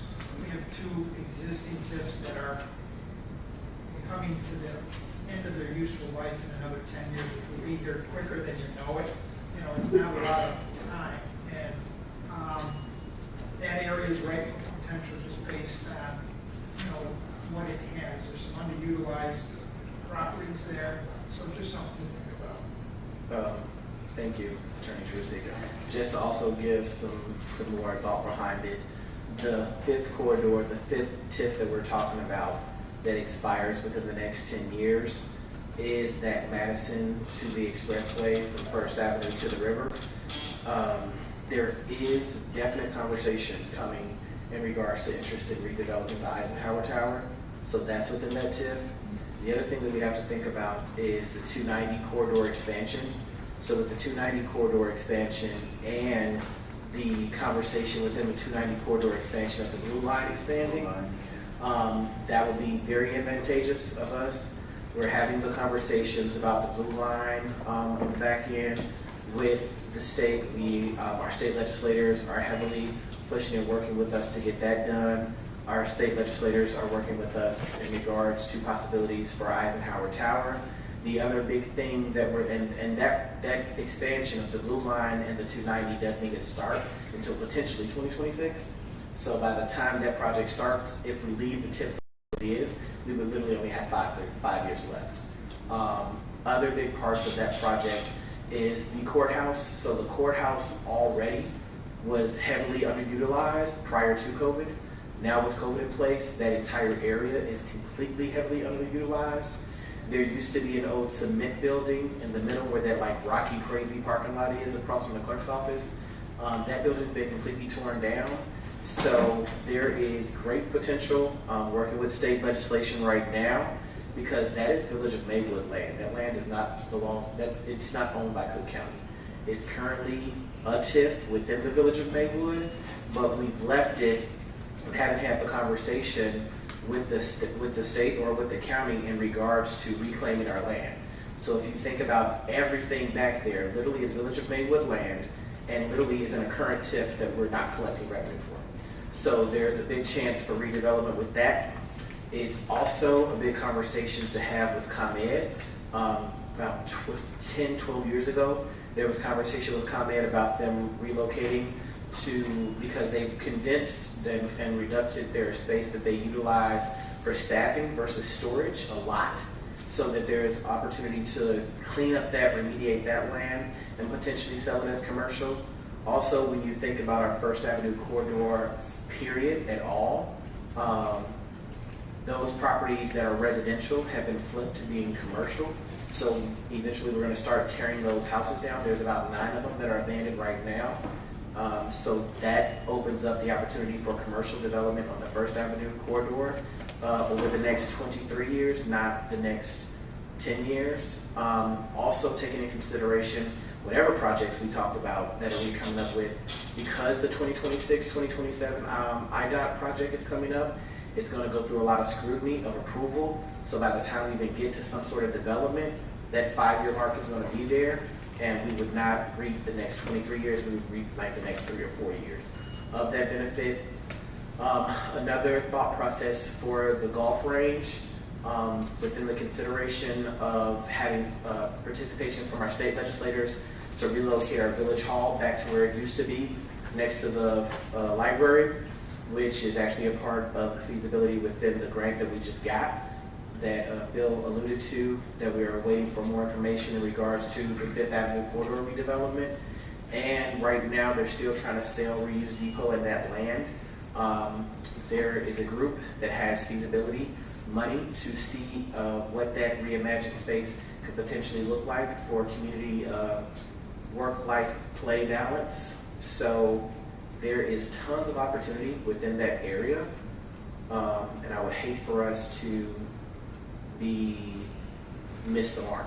And I think now that we're already going through the process of the 4 different TIFs, to add that TIF in and make sure that when we put together and formulate the final comprehensive plan, that we have a plan that we're going forward on a federal, state, and county level, that fifth could be like the new downtown district.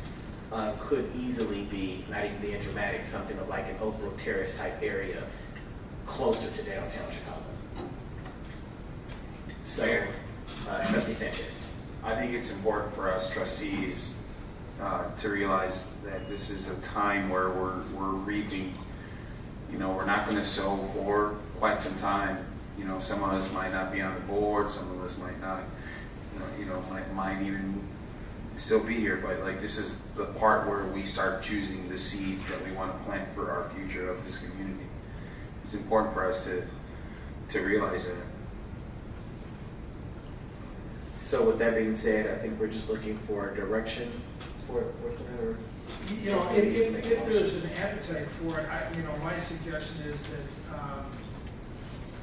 I'd be direct to contact Kane McKenna, your TIF consultant, and have them prepare a proposal that we run through committee, run back through your board in September, give you something to approve in September to get them moving on. It'd be a financial assessment of what this would mean, disconnecting District 5 from the existing Madison Street TIF, and what are the financial benefits long-term, 23 plus years for creating new District 5 TIF. And if there's support for that, over the next couple of months, then what I'll do is, I would roll into the process of creating these other 4 TIFs, a new process for creating this new TIF. It'll be a little behind in terms of pace, right? We get to the finish line with 1 through 4 a few months earlier than 5, but 5 would be right on the heels. We'd create 5 right on the heels of your new 1 through 4 TIFs that are, in the queue to be approved later, early first quarter of 2023. Right. That's the Mayor. Trustee Brandon. Yes, so I think what Jerusalem described earlier, having Kane McKenna come in to conduct or give a presentation on the pros and cons of what we're looking at, how we can relate to adding this probably the most smart thing to do at this point before we move forward with the whole idea of creating this district in the middle of Maywood. So I'm looking forward to the presentation that I can see what the pros and cons are, what projects, and this is where we have those major conversations in regards to what this board is looking to look like, not only in the next 2 to 3 years, but 10 to 15 years now, and making sure we put ourselves on the right track as it relates to whatever that plan is going to look like. And so, I'm looking to look at pros and cons to create Glad to have your support, Trustee. Now, would everyone else be in favor of looking at the proposal from Kane McKenna of the feasibility of what this could look like for us in the future? Aye. Anybody be opposed to it? Perfect. All right. So we'll go ahead and get that teed up and continue to move Maywood forward. Next would be, there is no old business. 14, there is no trustee committee report comments. 15, so we need to go into closed session for pending litigation. Motion. So we had 2 items, probable or imminent litigation, so B, and then C, the personnel, the employment compensation. 2 quick things to discuss. Yep, I promise. Motion to adjourn. So we need to motion to go into, wait. We need to motion to go into closed session for 16B, probable and imminent litigation, and then 16C, the appointment, employment, compensation, discipline, performance, or dismissal for specific employees of the public body. Motion.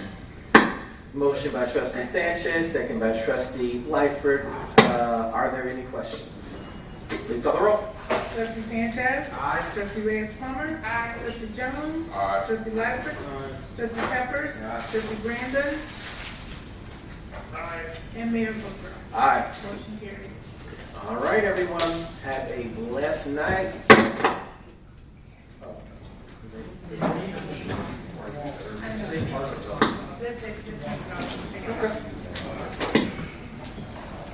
Thanks, Bill. It's gonna take 6 minutes and 45 seconds. Sad.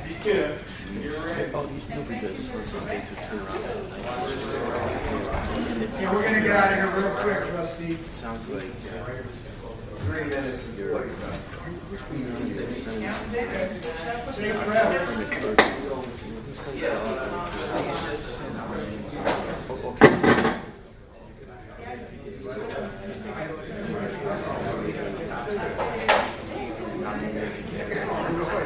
That's what the form is supposed to do. Otherwise, I know, but I mean,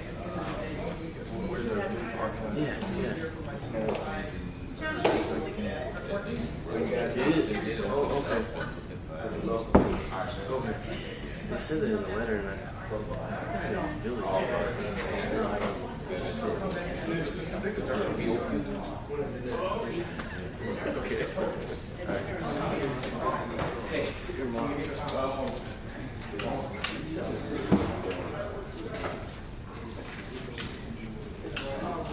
one is the code enforcement officer we have to file.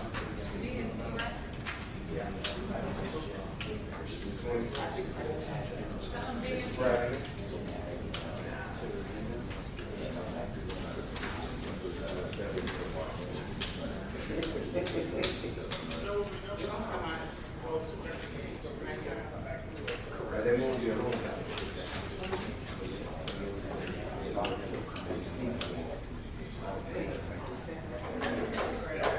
But I say,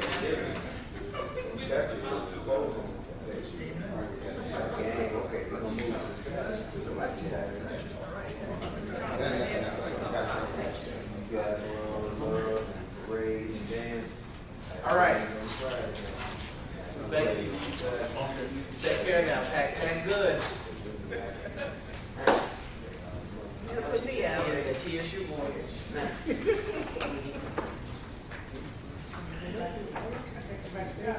Yeah.